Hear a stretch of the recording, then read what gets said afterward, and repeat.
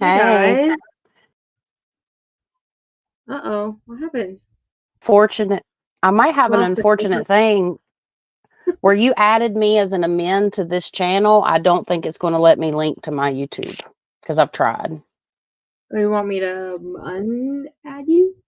Yeah, but I will probably have to end the stream and come back in because I've got post comments, layout, private chat, stream info, and settings. And when I hit stream info, it's got your stuff, and I press the 3 buttons. It just says edit, remove, and view on YouTube. Hey guys, hold on. We got a little thing here we got to figure out. No, I think maybe if I put you as co-host, it'll work. Because it says you should be able to stream on your own thing.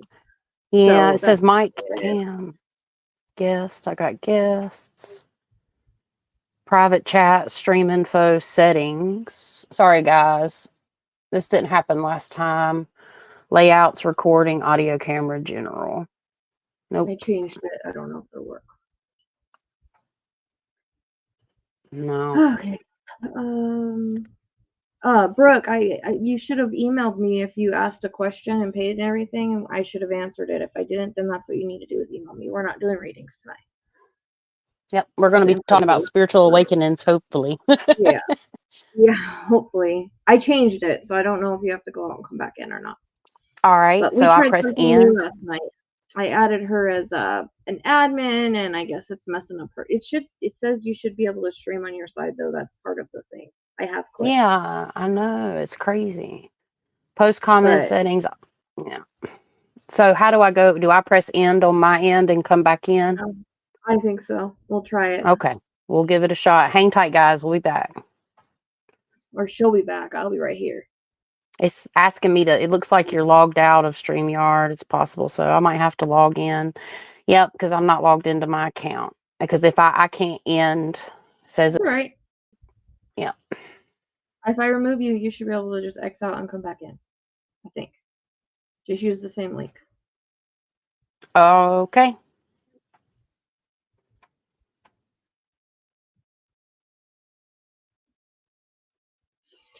Hopefully that works. All right. Hi, guys. Sorry. I thought we had it all figured out.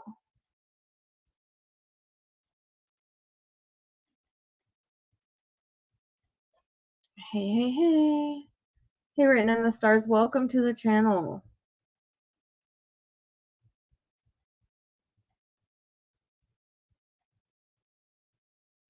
Well, I don't know what to say because it sounds fine on this side. I have a microphone. It sounds fine over here. And it might be your thing because I'm not blurry. I have a camera that it's not the computer camera. So I don't know what to tell you because it should be fine. You're the only one complaining right now. So I don't know what it's not on my side. I mean, I'm not going to spend $300 on a camera and mic for this kind of stuff. I mean, people are lucky I got it. But I think I look absolutely fine. So, all right. It shouldn't be blurry unless it's from the cat knocking off my camera earlier. Hold on.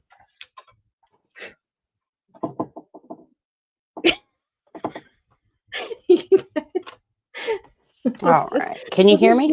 Yeah, you just have to deal with it. Yeah. Okay. All right. Okay, I look fine on my end, so I don't know what to say. All right. Can you hear me? Yeah, we can hear you. Everything good now? Cool. Yeah, it's low again, but I've got my stuff plugged in, but I can hear you just barely, but good enough. Okay. We just did some new things on StreamYard, guys, just to try to get it to work a little better. I'm just logging into my stuff. Hope everybody's doing okay tonight.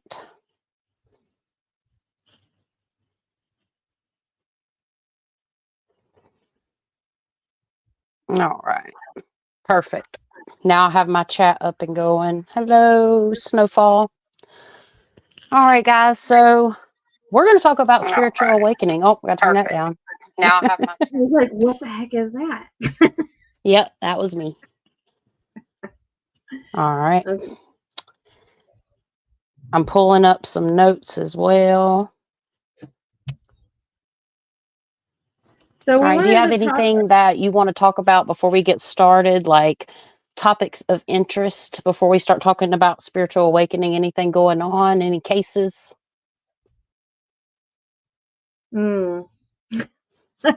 I just did a reading before this. It completely like drained my energy. But I love when they put on the cat balls. At the end of the reading, he put on the cat balls over. It had to do with me. Like, I don't know, like the old school music. Yeah. And he loved that kind of music. Like, he played rock and roll and all that stuff. Well, on my birthday, my mom was trying to get me to listen to the Beatles. And I'm like, no, mom, that's not my music, but I couldn't do anything. Yeah. She was in control. So we're talking about that, and the cat ball goes off because he's telling me, like, I don't have good music. So it was one of those funny things, As far as cases, now my mic light is off. You guys still hear me? Yeah, it's really, really low.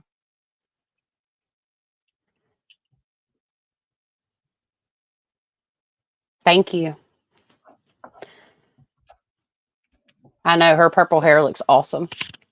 When I start going gray, because this is still all natural, when I start going gray, guys, I want to do something crazy. Like, I want to look like a friggin' unicorn. I'm going unicorn style. Oh man, I did have that, but it's so hard to keep up and so expensive. That's true. Even though and the lady that did it for me was like pretty freaking cheap, it was just too expensive. I just didn't have. Yeah, because I've heard it's cost like $300 for some places. Mine wasn't that much, and it was only like 100 and something every 6 weeks. But with all the animals I have, I just don't have it. it. So I just started dyeing it purple, and it looks awesome though. It fits you. I have to redo it. Yeah, it's fitting though. Yeah, it's a starseed thing. We have to be a starseed Aquarius thing is like the worst. It's like the worst combo. I want to do red. I did have fire engine red under my hair at one point, for sure. But basically, I guess, what do I want to share? I haven't got any work done this week, so I don't have a video ready for my Luminary channel, but we did do a case for Lights at Midnight where we talk about the haunted Hinsdale house. So me and Emily did that, and it was pretty interesting, and we're trying to actually go there at some point. That might be one of the first locations. And y'all know, some of you guys may know, I'm a psychic medium that specializes in the paranormal and the spiritual guidance, and intuitive development. So a lot of the stuff I do is paranormal, but I'm pretty sure I had something like peek in my doorway while I was trying to go to sleep one night. I swear, heard somebody walk straight through the house, and then almost like they peeked in my door. And this was right around the time that we were having a case as well. So it's always something when you deal with the paranormal. Yep, it sure is. I was gonna answer this. I actually wash and rinse with cold water in the sink, and I only wash my hair like once, maybe twice a week. And I use the purple conditioner. So, and I use no sulfate. So I'm pretty sure that's about all you can do. Yeah, and that helps too. Because I wash my hair 2 or 3 times a week, but I have to. I really should wash it more, but I've been trying to use natural shampoo. But it does help when you have color. Yeah. But yeah, guys, thanks for being here. I'm just checking up some of the chat on my end as well. I think it comes through here. Yep. So I can see my chat for my channel on here too. Yeah. You'll get your cases up. It's hard. Being a digital creator is hard. Social media is hard. Like, I know I need to do like a validation video for Audrey, and I'm just like, it'll take me hours to do it. I don't want to do it. Yeah, it's tough. It really is tough to do all that kind of stuff. That was my week, is we did 2 readings back to back on her. There was like a push, and I think it was because she was going to be found. Spirit wanted me to get out the information, but I've noticed that Ted is a little more accurate on location than the spirit themselves. Right. He stands with the spirit. They work on it together, but it seems like he's a little more accurate with information, and I'm not really sure why that is. Different guide, just different things. I've been trying. It's crazy though. You've been working hard for sure. It's 3 for 3 on location with him. I saw you've been going hard. I've tried to stop in when I could, but I've just been doing other stuff myself, and yeah, that's about it. I really haven't had a lot going on. Just a couple readings and nothing else exciting this week. But actually, I'll be doing in-person readings in Hamptonville, North Carolina, April 13th at the Trivet Clinic Parafest. And I'll be selling my metaphysical products and my jewelry. And I'm hoping to have my website up and going. Like, I don't necessarily suck at the website development. They make it really easy. But what I suck at is getting it done, because it's not my favoriteest thing to do. But hopefully I'll have my website up and running, because now I just do all my stuff like Rochelle used to, with just PayPal, Cash App, and all that kind of stuff. But the website is coming, so I'm excited about that. I'm going to get my processes and procedures down, because I don't know, I've not done that many readings like back to back to back to back, so I'll probably fall out of the chair by the end of the day. But yeah, so are you ready to go ahead and kind of talk about spiritual awakenings? Yeah. So guys, spiritual awakenings, we're going to talk about what we went through and just kind of our perspective. But the first thing is, well, what is a spiritual awakening? Well, not everybody that has a spiritual awakening is super intuitive or psychic like me and Rochelle. It can look very different for each individual, and it can happen in different stages as well. But generally, spiritual awakening is like a profound shift in your consciousness. And, we really have more than one, like one big one. You have them throughout your life, honestly. And I was going to ask Rochelle, when was your first spiritual awakening? It's a leveling up, isn't it? Each time we kind of, it's like a different level, but it's not as crazy as the very first time. Yeah. Like the very first time you go through an awakening, it's not for like, it knocks your ass down. Yeah. You know what I mean? It does. And because you have to have that strength to get back up and rebuild. That's what it's all about. So mine was prior. What I feel was my spiritual awakening was when I had my whole twin flame experience and him passing away. And that was when I was about 29. We talked about solar return, 29, 30-ish. Yeah, that was an effed up time. Yeah. It's tough. I almost wasn't here today, so it's definitely one of those things that it humbles you and it lets you kind of learn compassion. And that's a big thing about spiritual awakening, is it lets you see things from a different perspective. And I think that's the whole part of it, because if you do end up going into these gifts and whatnot, you have to have that compassion.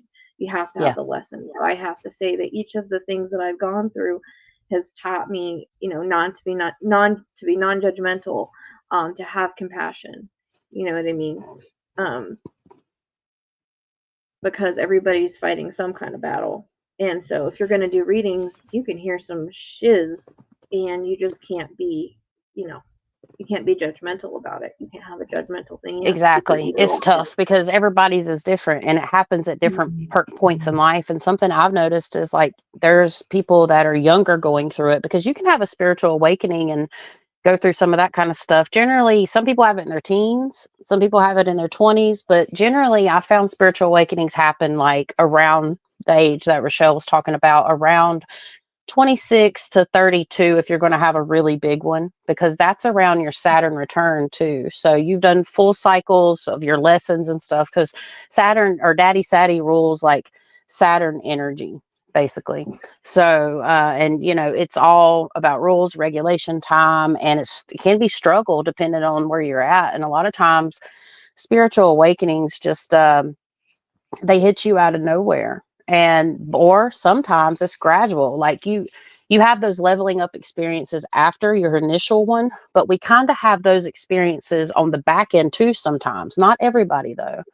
Like, I knew something wasn't right, and I do have to say that like my spiritual awakening probably happened, my big one happened in 2019, and let's just say it wasn't a great time.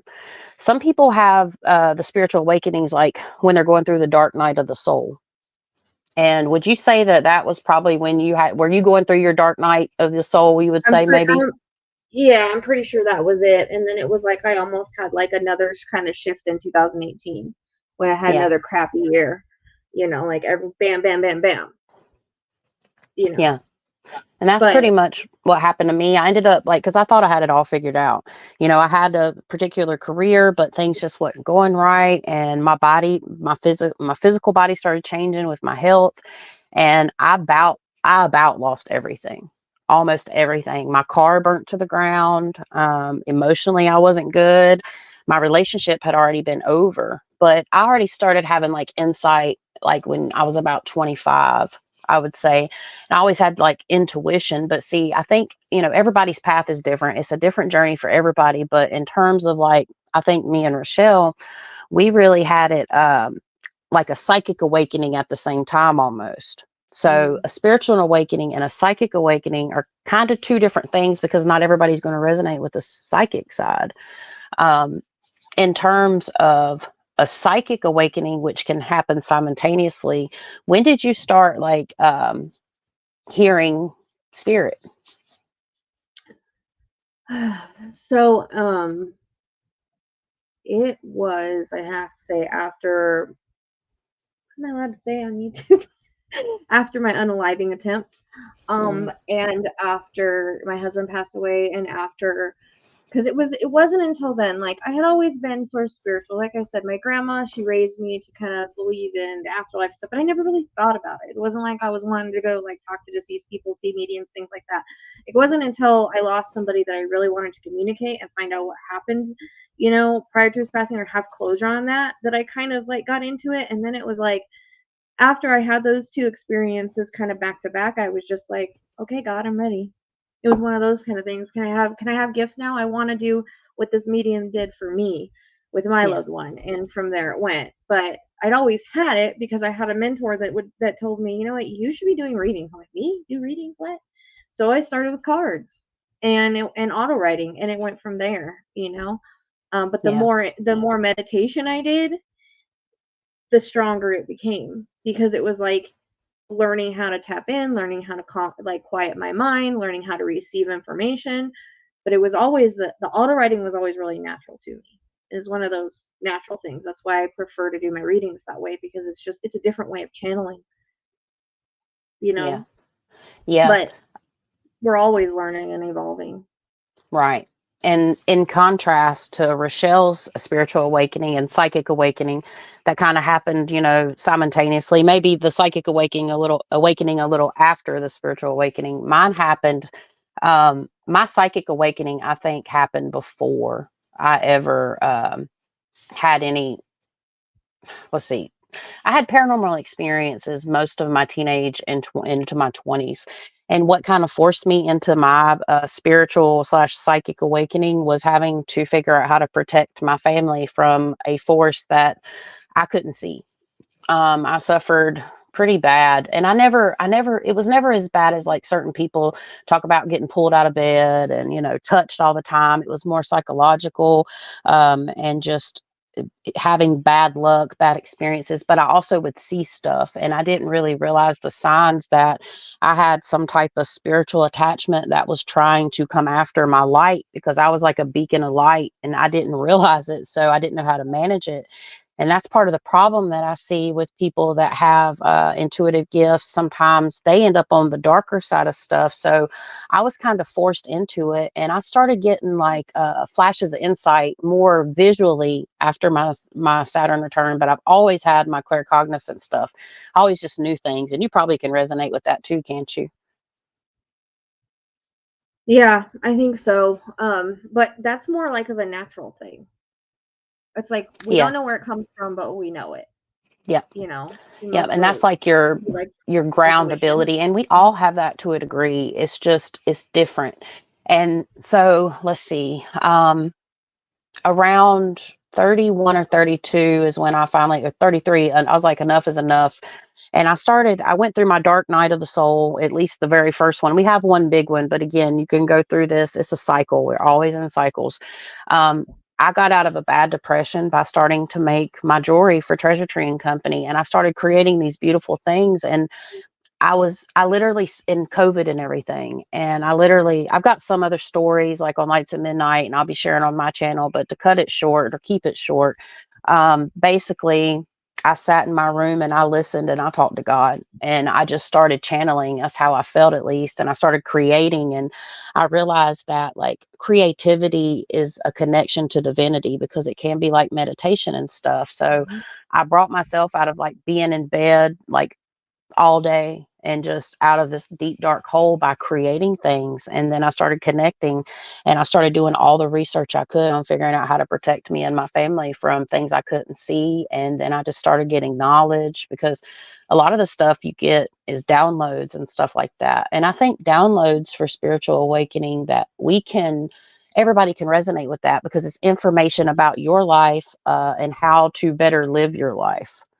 So I mean, a spiritual awakening can look different for everybody, but I kind of wanted, do you have anything else you want to add about your specific experience with spiritual awakening?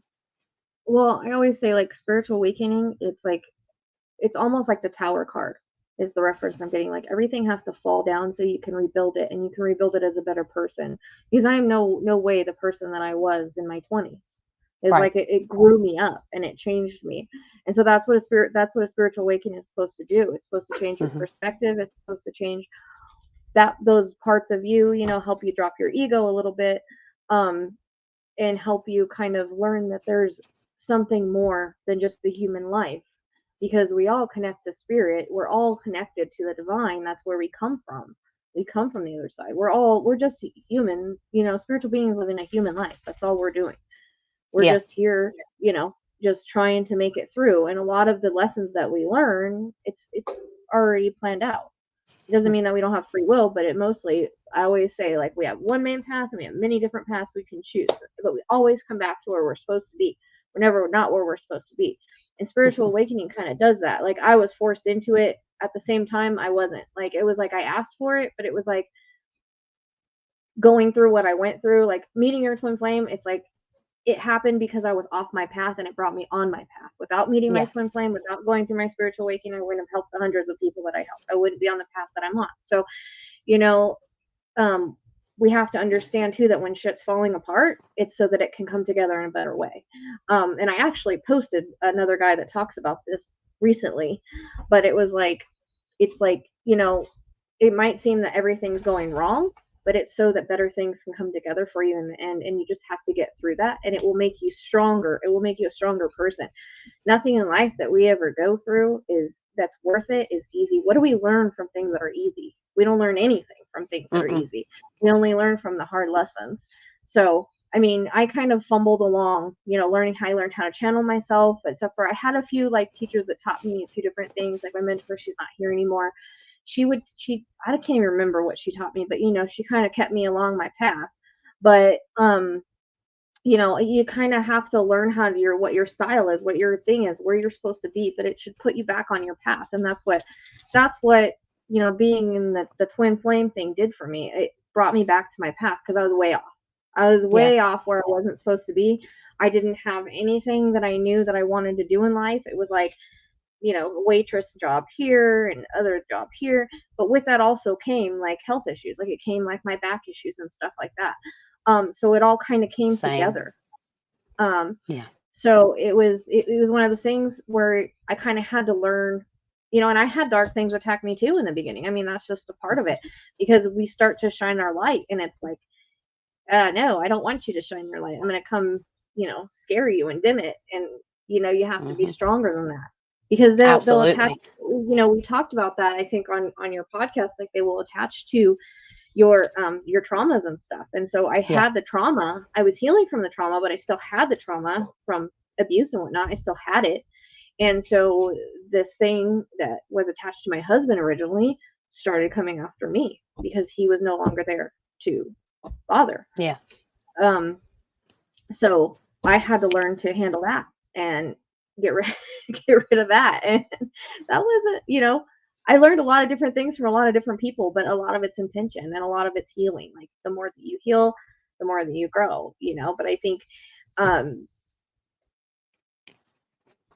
it was like I did okay for a while, but it was like almost like I wasn't fully, like I wasn't to where I am now. I look back, like a lot of my Facebook posts and stuff, man, look at, I'm, I was negative. I was negative as hell. Like, this shit's going wrong, that shit's going wrong. And the more negative I was, the more shit fell apart. But at the same time, I was stuck in a place where the energy was bad, the people were bad. And it was like, although I was trying to do this work, I was being attacked from all sides. And it was almost like a test. Like, how much can you take to where, you're not going to continue? Do you love this enough to continue doing this? Are you going to stay on your path? It's kind of like that, because things will always try to take us off a path. It's if we stay on path. And I'm rambling. I don't know. I do that. Yeah. And that's the thing is like, and sometimes before I go through like a leveling up process after a spiritual awakening, and this might be jumping ahead a little bit, but it's almost like I recede, and it depends on the type of person you are. It depends on your astrology. It depends on a lot of things. Like, basically, I recede into my little crab shell because I'm a Gemini, but I'm a Cancer moon, Cancer rising. So I have to have this time where I retreat, and it's nothing against anybody. It's just, I have to have time to process and think. And that's when I get the most clarity. And that's where, meditation and all that come in. And again, there's different forms. But that's the biggest thing for me is like, I noticed just a cycle.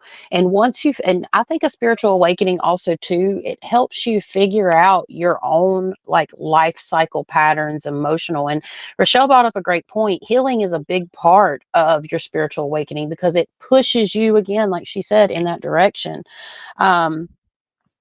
And I just saw this come in. Sorry, guys. I'm trying to keep up with the chat too, but I will say, how do you know when you've leveled up?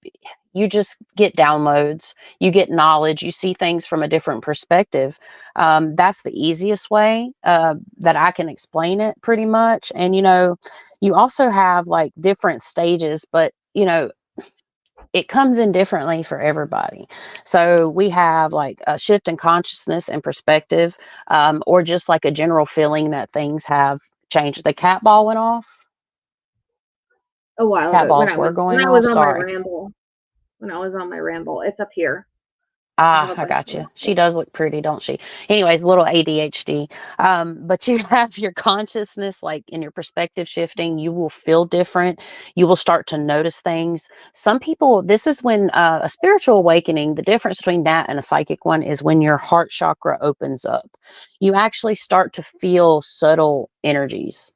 You start to just notice a shift, and it doesn't have to be just like mine and Rochelle's, but it does come along with some issues. But when you overcome those issues, one thing about spiritual awakening is it's made me move through my life with so much more grace, and just, it made me love myself.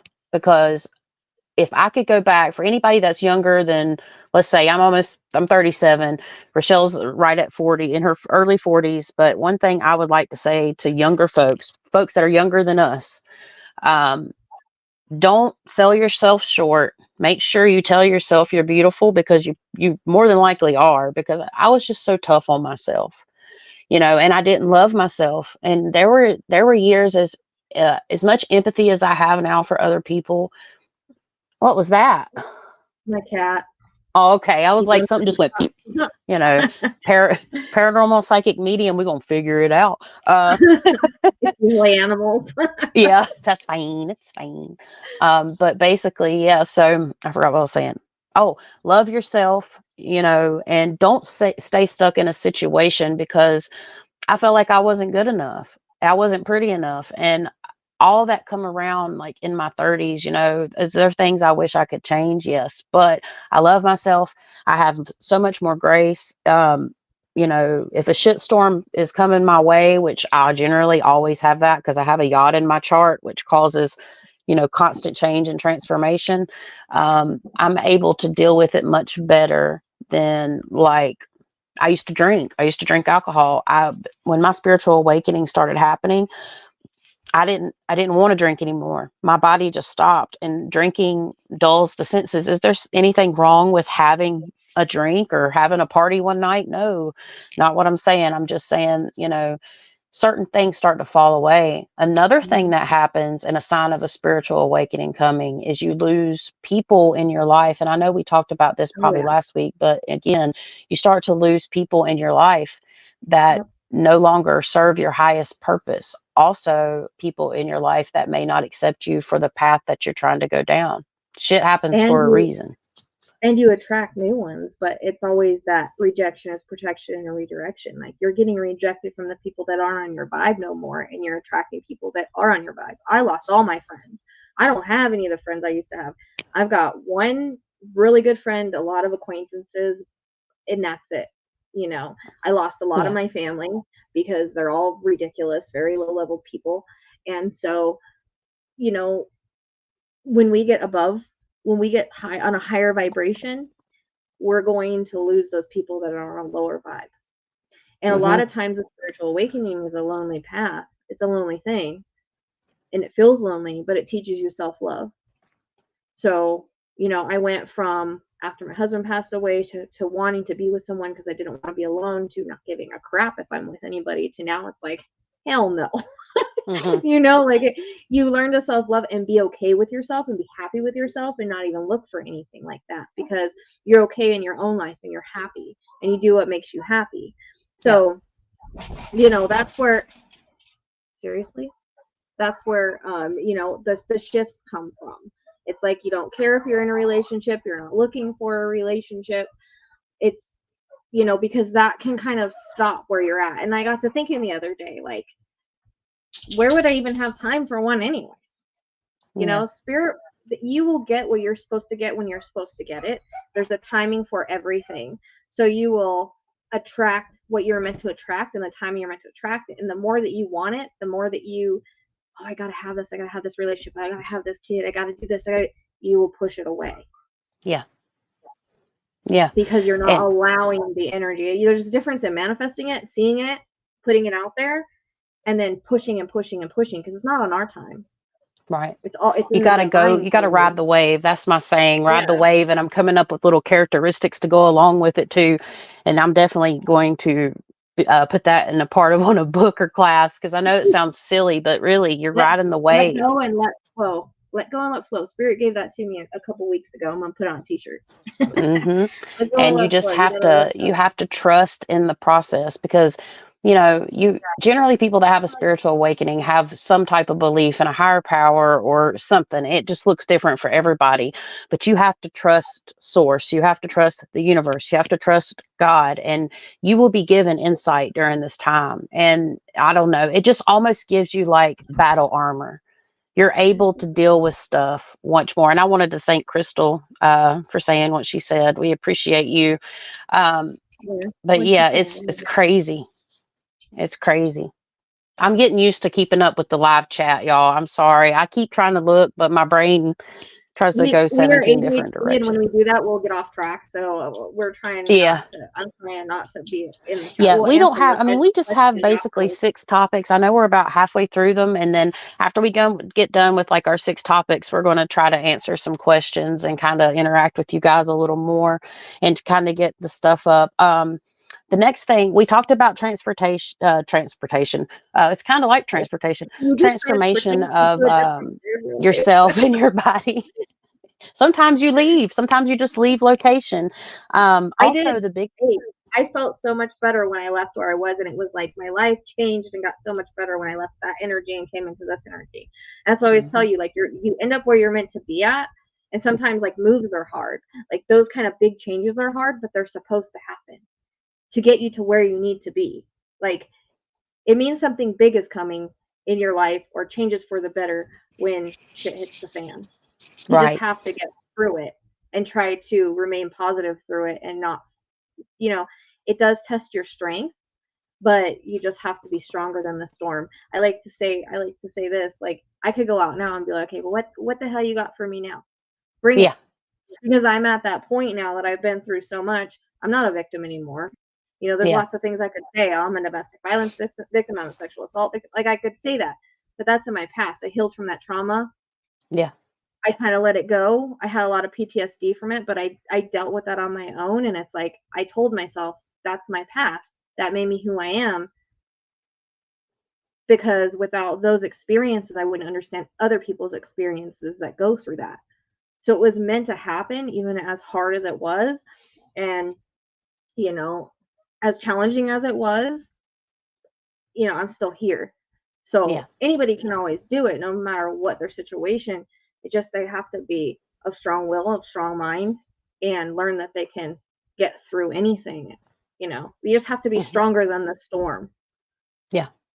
That's what I love to tell people. We have to be stronger than the storm, and remember that you are divine love. So even if you like write down I am divine love and you see it every day, you know, that's reminding you the same thing as affirmations. Because we can sort of shift the energy. It doesn't mean that we're not supposed to go through certain things in our life, because we all have our past. Like, that's where our blueprints come in. Like, whether you guys think this or not, like, we chose to go through these lessons because Earth is one of the hardest places that we come to, and we have to learn so we can evolve. And the more that we learn, the more we evolve, you know. And we're here at this point in time because we're supposed to help humanity. Like, people that are on a spirit. I'm getting chills all through this talk, so let's just say I'm just channeling. Right. Oh, I know, she's messing around. Like, she's not eating anything. Like, wait, what are you doing? Oh, it's she was eating something. Yeah, I don't know. She's like, that is my tree that I want to mess with. It's not a tree. It's like, my mom got me this thing with like lights in it, and I haven't been able to hang it up higher because I don't have a way to do it. So thanks a lot. I didn't see that. I thought she was just messing around. Hey, Fairy. I don't remember. Yeah. You know, one of the things I did want to talk about briefly was the ego, and how we kind of step out of our ego when we go through our spiritual awakening. And that goes along with loving yourself, in my opinion, and not being as critical on yourself. But ego manifests in many different forms on many different levels. And you start thinking, one of the signs too is you start to shift your consciousness in the terms of, instead of me, I, you start to feel a part of something bigger. You start to feel a part of the collective consciousness. That's when you get more empathy too. And, you know, it helps us dropping our ego. I mean, we're always going to have some type of ego. We're human. Again, we're meant to go up and down. We're going to ride the wave up and down. But your ego really dictates how you treat yourself and how you treat other people in your life. And it also, the more you let go of the me, I, the bigger your eyes open up to bigger perspectives and the bigger picture in your life. Because once you get these different perspectives into your life, it can make so much change. It can literally make waves in the right direction, because you're able to actually, and everybody can do this. This is called like discernment. In my opinion, discernment isn't always just given, it's earned. Sometimes people are born with more discernment than others. And discernment's the biggest part. Even if you have psychic abilities, if you don't have discernment, you can't tell what you're dealing with. You know, you can't make reasonable, just decisions. And I think that basically having the ego and having the discernment, if you let go of your guards and let all that down and start to see the bigger picture, you can make better decisions ultimately in your life. Sorry, my son walked in and totally distracted me. So I think I had something else to say, but I think that's it. You know, but we come, once we start to learn about, hey, this is just a school, this is just a place we come, this is a place we grow, you know, we start looking at it like that. Like, this isn't home, you know, the other side is home, but we're here to kind of push that. And if you've noticed, people have evolved. So, you know, it's almost like Spirit's giving me this thing of like light and dark. Like, it always is a light and dark thing, right? We have like the higher vibrational thing, and we have the lower vibrational. So the lower vibrational people, the ones that, you know, the soul contracts are like a thing, and you know, that's where even, you know, people that are unalived and all that, like, they have the soul contracts with the people that do that to them. But also, you know, there's choices still. And it's almost like we notice a lot more violence, and I think it's because people are not learning their lessons. You know, they're not learning their lessons. And also, I feel like whenever we started to evolve, it's almost like the dark started to take more control over the weak, if that makes sense. Because people that are weak drink alcohol, do those kind of things, like they're, or weak-minded, or, you know, in depression, they are more susceptible to, things entering their life that can cause them to do stuff. Not saying that that's always a factor, but then we have the mental health. Like, there's a lot of different factors that go into it. But, sometimes people just don't make the good choices. But we have to, I don't know. It's hard. We have to learn and grow and just be stronger than what we're going through. It's not always easy. It's not easy. No. And, you can block. Spirit's telling me this now, and I know we're not supposed to be channeling, but people can block their spiritual awakening, because at the end of the day, we have free will. It's our choice. And people that are not, and again, spiritual awakenings can be very subtle. And that's one thing that we were going to talk about too briefly, is like the different types of spiritual awakenings. Nothing too in depth, but just to give you an idea, you have the sudden spiritual awakening, like those happen with like near-death experiences, right? I would think that would be more of a sudden spiritual awakening. Then the gradual, we talked about that, going on the back end, kind of gradually building up, big spiritual awakening. Mine lasted for, in time frame. That's something I didn't even think about. You can't really put a time frame because everybody's different. But personally, for me, I don't think I'm done, honestly. This is my spiritual awakening. But as far as like my initial one, it probably took me about a year to get accustomed to what's happening. But again, the level up experiences, then some people have mystical ones. And I think that's kind of what, you can have both. I think you can have a sudden mystical spiritual awakening, right? You could have a sudden, a gradual mystical spiritual awakening. And that's probably kind of what you could identify it as. Again, these are just words. And then you also have emotional spiritual awakenings, which they all can kind of correlate together. And, thinking about it from that perspective, people that are going through, feel like they're going through their spiritual awakening now, I think that those like 4 words, it's sudden, gradual, mystical, and emotional. And there's more. But if you think about it from that term, you can kind of see where you're at, and I personally like to use oracle cards. So some mediums say that they don't do readings for themselves, or they can't. I rather enjoy doing oracle card pulls for myself. I don't do them as often as I used to during my spiritual awakening. And if you do pull cards and oracle cards and stuff for yourself, make sure you're not doing it too frequently, and you always want to ask for divine guidance, because you can have other influences coming in. And if you're not in a certain place on your journey where your discernment isn't really where it's going to be, and you're just getting started, which there's nothing wrong with that, definitely ask for divine guidance and pull cards, but not so often, because you can have, this is the paranormal side of me, you can have things come in and kind of start to trick you, and try not to be obsessive with it. It's what I'm trying to say. Long story short.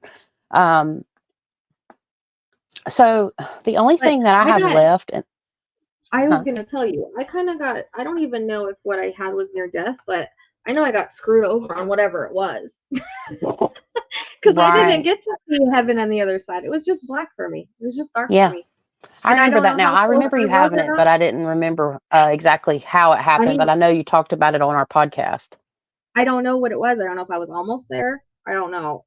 I just know I saw black. I didn't get to see the other side. I'm like, man, I'm going to have a real one if I was going to actually. So I don't know if it actually had anything to do, with my gifts or not. Because I don't know if I did. I don't know if it was really a near death or just close to one. I don't really know. Right. Well, my mother, sorry, I'm reading the comments again. And thank y'all. But my mother had a near death, and she only saw black, and she's got scared. And I'm like, Mom, it's because you wasn't fully out of body. And plus, when it's, if it's anything to do with like chemicals, we'll just leave it at that, then, it can kind of dull all of that. And if you're not meant to leave, you're not meant to leave. So maybe that was it, because sometimes that's the way it is. And sometimes it's that way because it's meant to kind of wake us up to what's going on. That would be my best perspective. It's for it. I wanted to see the other side. You watch all these other near-death experiences. I'm like, I got gypped. It's like, where's my golden ticket? Okay. Like, totally. But dang it. There's pros and cons to the spiritual awakening. Okay. And I did pull in some notes for this because I know them, but I'm not really going to go through them. And I mean, guys in the chat, if y'all just want to talk about, the pros and cons to your spiritual awakening, if you're going through it, that's cool. Add some commentary, please. The pros is like better understanding.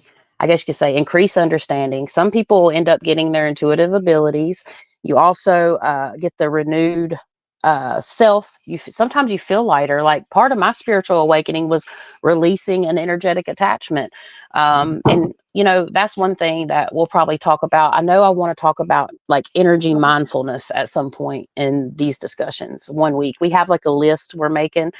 But being mindful of like your chakras and learning about that, and you learn about energetic attachments and how to release pent up energy. Because just because I say the word attachment doesn't mean that it's some what I call in when Appalachia the booger man or the boogeyman. It's not always like that. So being able to feel the subtle energies, hold crystals and feel them. Before your spiritual awakening, you may not have been able to do that. And heighten creativity. Some people might not be super intuitive, but you're still getting intuitive information about those creative projects, because any of the artists in the chat or anybody that's artistic, I don't know if you've noticed, but when you do any type of creative stuff, you get like this flashes of insight sometimes. Or if you're good at creating ideas, that is your intuition, and that comes along with spiritual awakening. Do you have anything you want to add for the pros that you think for spiritual awakening? Well, it's funny you say that, because like when Spirit wanted me to start doing jewelry and keychains and stuff like that, I was just gonna make them, and then I started channeling and stuff, and it's like now they drain the hell out of me because I'm channeling the entire time I'm doing it, but I'm not trying to. So then that's when I made it like a mediumship one, and then guidance one, which I'm still freaking behind, because it's like it drains me more than it did in the beginning. It's just really weird how that started happening. Like I cannot pick up anything without channeling something.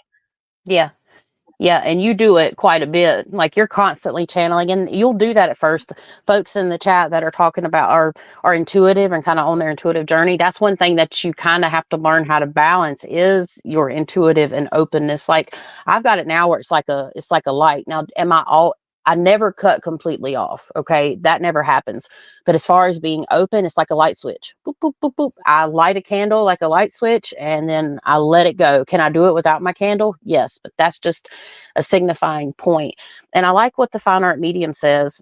Emily, the pros is not afraid of death. That's a good one. Excuse me. Because of course I still have I have kids, of course. I don't want to leave my children, but if my time comes, I know I'm less afraid now than I would be. The only fear that I have about passing away is leaving my family behind. That's it. As far as what's going to happen, I don't have fear. And she's talking about seeing deceased loved ones and talking to them. That does happen for people. You get more insight with your psychic spiritual awakening. And you can see them, like Emily, the fine art medium. She goes like every Thanksgiving. I know this sounds wild, but she's a big astral projector. But every Thanksgiving, she goes and has like a meeting with her past relatives, and it just happens in like a dream state. It's something that she's aware of, but it's not like she's trying to do it every single time. And Megan's like, I know this life is not all there is, exactly, and angels are real. And yeah, well, concept. Then it makes you like not be afraid, but also like you learn to understand, like we have soul contracts, we have blueprints, and then it doesn't make you afraid to go places and do things, because a lot of people have that crippling fear and that crippling anxiety. If I go drive a car, I'm going to pass an accident. If I go do this, so it kind of makes you understand, hey, if you're meant to pass, you're going to pass, and the way it's going to happen. That's just already a preordained thing. There's not anything that you can do to stop it. Just like my world events, I might see them, but I don't get enough information to go stop them, because I'm not supposed to stop them, because a lot of the times it's going to be here for a transformation of the world or whatever the meaning behind it is.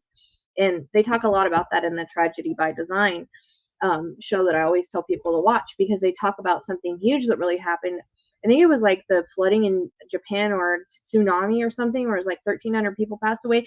But all those people chose to go because it evolved the world in a different way of coming together. So no different than 9/11. It's kind of the same thing, like something big like that happened, but look at all the people that came together. So it brought light.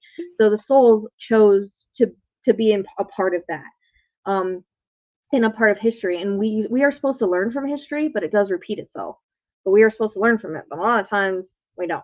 So things can keep happening until humanity learns their lessons, you know, and humanity learns how to like kind of change it. But you know, we have to, she's saying like, I feel more lonely now. Sometimes you have to know that you have your spirit team, you know, it's okay to love your own company and do whatever you want to do. So get creative, watch a show, clean your house, get a dog. Be like me, get mini dogs. You know? I think that's what helped with a lot of my healing, is because animals heal us, and I think I had a lot to be healed, and I had a lot to learn from them. And we also have soul contracts with our animals too. So, you know, they choose us anyways, and I do have a couple of reincarnated ones as well. But that's for probably another show. We'll talk about that. But, you know. Yeah, that would be really cool. Yeah. For sure. You know, they can heal us, you know. So find your passion. I always tell people, like, your passion is your purpose. And through your awakening, you can probably find your passion. But you have to know that when people leave you, it's for the best. It might hurt. It might be hard. They're still friends that I think about. But it's like they were around at the time when I needed them to be. And I learned from that relationship, and now I'm in a different place, and they might still be stuck back there, but I'm not, you know. It's like, if they were meant to be in my future, they'd be in my future. Same thing with relationships. If relationships end, they're supposed to end. And sometimes it'll end in a spiritual awakening. It's almost like you're being protected from that person or whatever, you know. When things don't work out, it's usually for a reason. We can't sit there and be like, oh God, this didn't work out. It usually means that something else is going to happen that's for your better, highest good. So that's, you know, that's some more stuff we have to understand.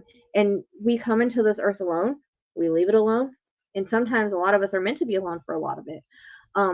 Just because our focus has to be on other things than a partnership. We're not always meant to have a partnership, because we're just not. And sometimes we've had many partnerships in other lives, and in this life we're like, oh, I just need to be alone in this life, and I want to experience that, or I want to experience half my life alone, and then the second half I'll find, you know, someone. Like, you know, that can happen too. And sometimes it's like, you know, you're meant to do other things, you're meant to follow a career, or you're meant to be, you know, my career is very important to me. I am more focused on my career than I am anything else. And so it's like, you know, that's my focus. So that's where my focus has to be at. So sometimes we have a higher calling, sometimes we don't. But our passion, and I always get people asking us, like, what's my purpose? Well, what do you love? That's what your purpose is. Where are you feeling guided to go? That's what your purpose is. If you've always wanted to be a nurse, go be a nurse. If you've always wanted to be a you know, work with animals, train animals, go do that. Like, there's a reason that you have these ideas, and there's a reason that you have these passions and these loves, because a lot of times it's already in your blueprint, and spirit's just waiting for you to freaking find out what you're supposed to do. You know, and a lot of times people, they're like afraid, you know, like, oh, I'm afraid to be a nurse, I'm afraid to do that, I'm afraid to do this. You got to drop the fear. That's another thing of it too. A fear is a low vibrational thing. We can't have that fear and be on a high vibration. And if you ever notice, like, you can't stand to watch somebody, there's somebody in particular that me and Cassie can't. We can't stand to watch. We're not going to political here, but really, really bad, nasty energy. And then you have all these people that are like on that cult, so they're on that vibration, you know. And then you have, you know, people you can't stand to be around, or you can't stand to listen to, or whatever. It's because they're not your vibration. They're not your people. Yeah. And people are here on this channel, they're supposed to be here. You know, it's like your vibe attracts your tribe. And then it's like, you know, if I have an issue with someone, it's usually for a reason. I know you get that too.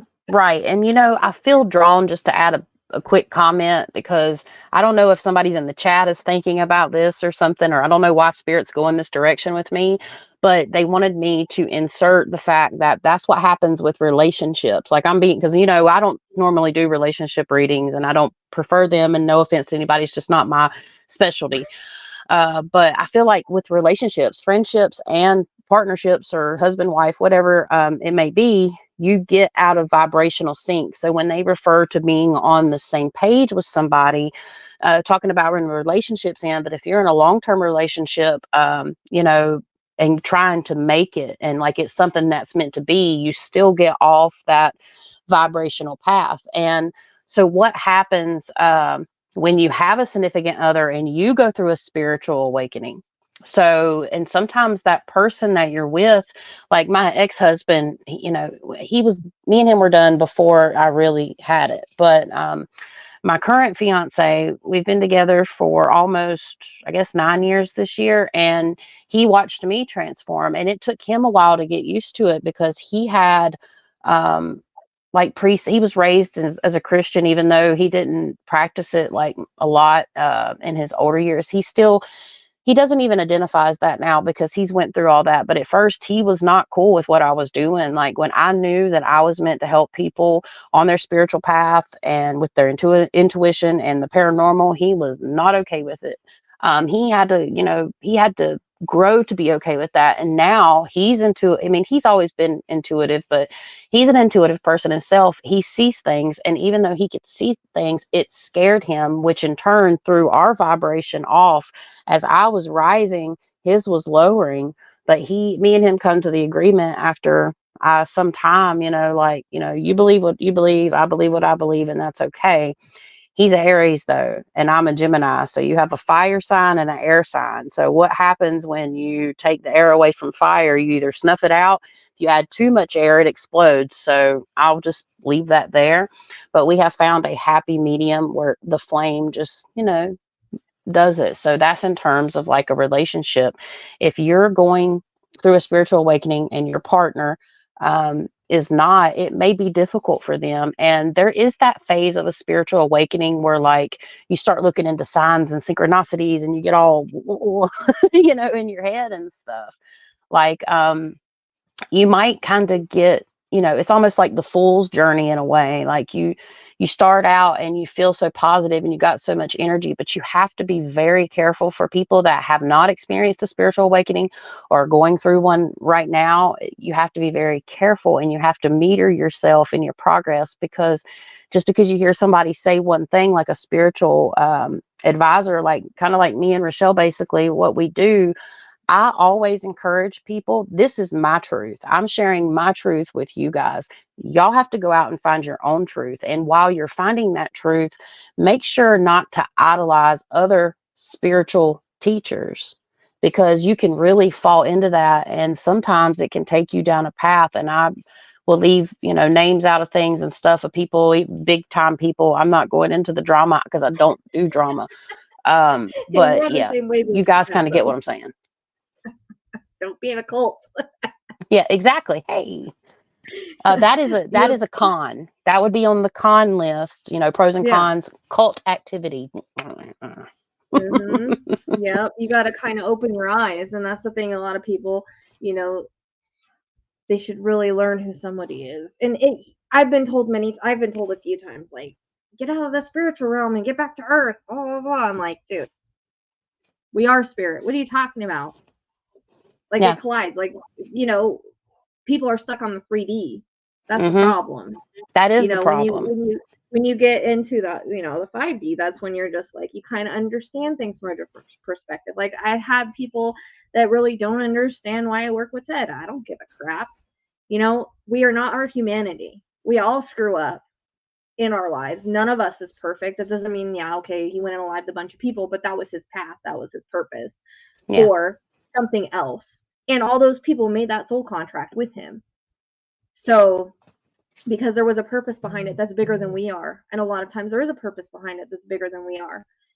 Plus, we don't want to condemn people for their mental health issues while they're here either, because that's a struggle that they're also going through. Yeah. And sometimes a lot of people that when they do this, they do have the mental health issues. But when we get to the other side, we drop that humanity. So we're not who we were. We're just who we were in that lifetime. But, it's always a choice on where we go. And sometimes spirits believe, that they need to be in a lower vibration, but that doesn't mean that they can't.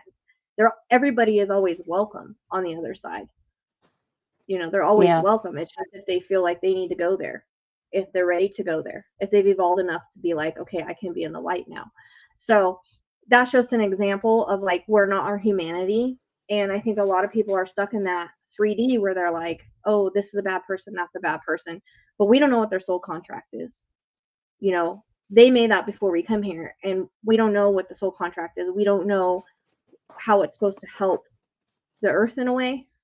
I know we look at it from a human perspective and we're like, we don't get that. And we look at our lives from a human perspective and we're like, what the hell was I thinking? Right. You know? But from a spiritual perspective, when we're on the other side, it's completely different. Yeah. You know, Totally different. Of, we need to learn this, go through this, because earth isn't real to them on the other side. It's just a place we come like a school, you know? Yeah. Graduate, go home. Yeah, it's true.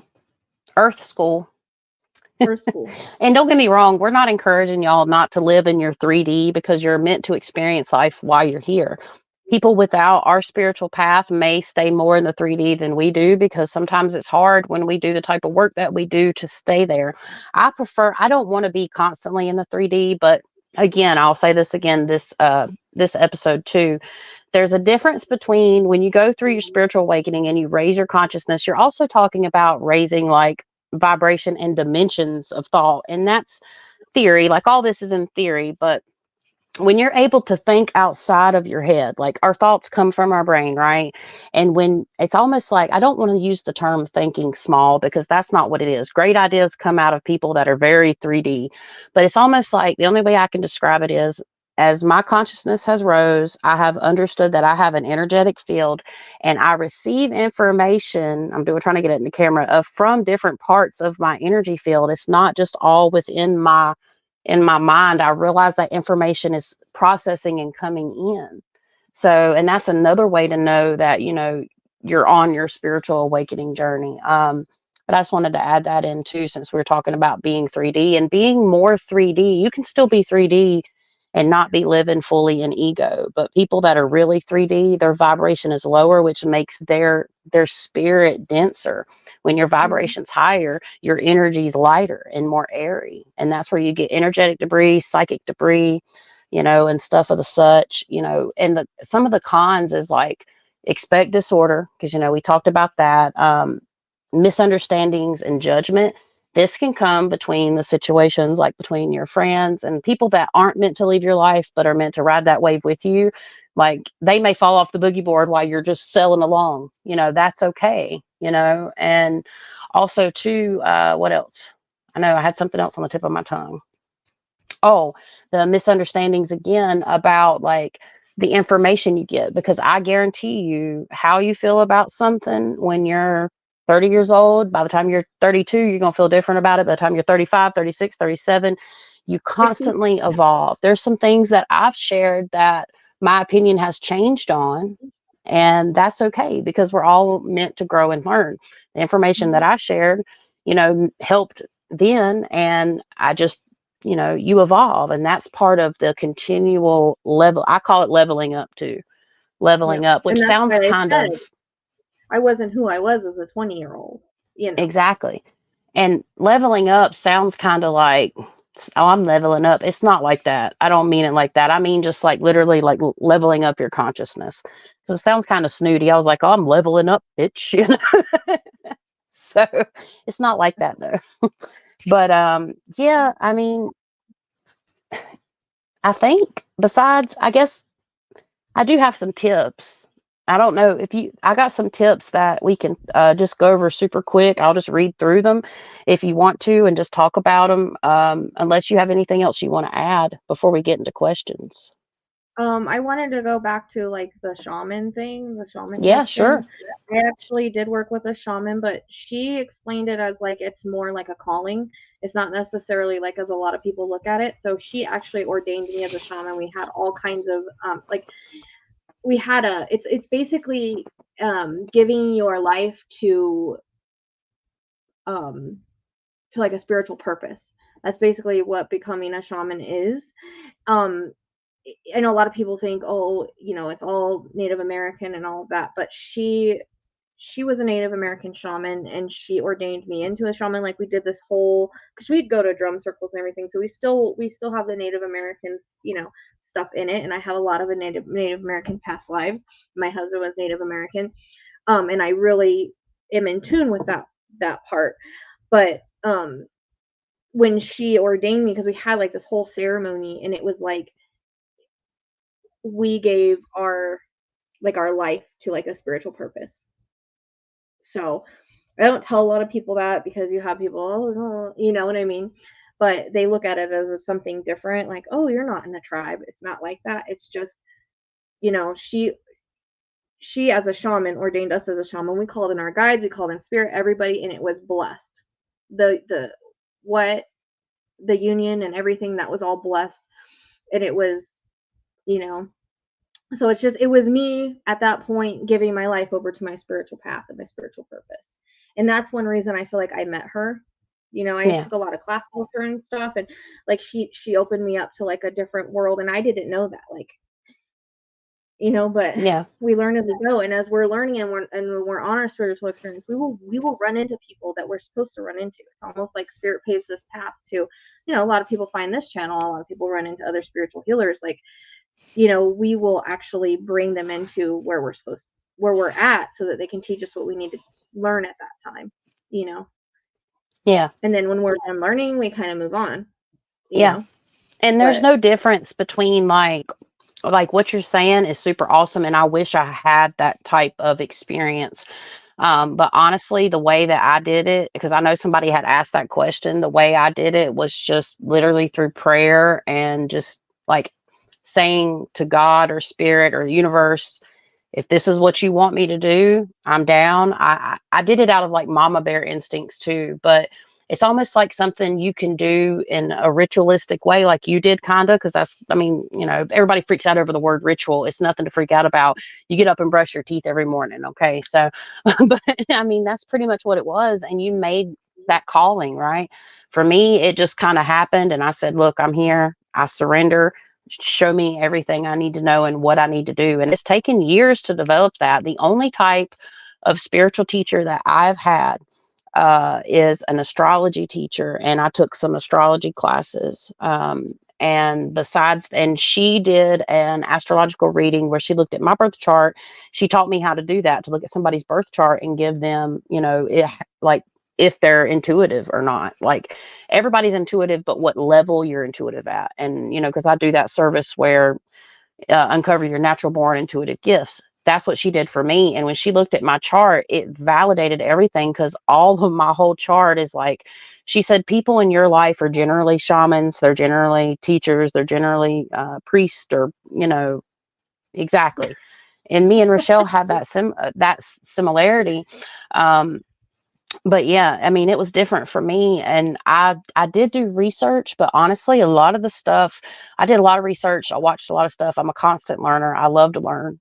But honestly, a lot of it's downloads. Like, I find things that spirit has told me. I might be watching a video a year later, because I really don't watch any other spiritual teachers anymore.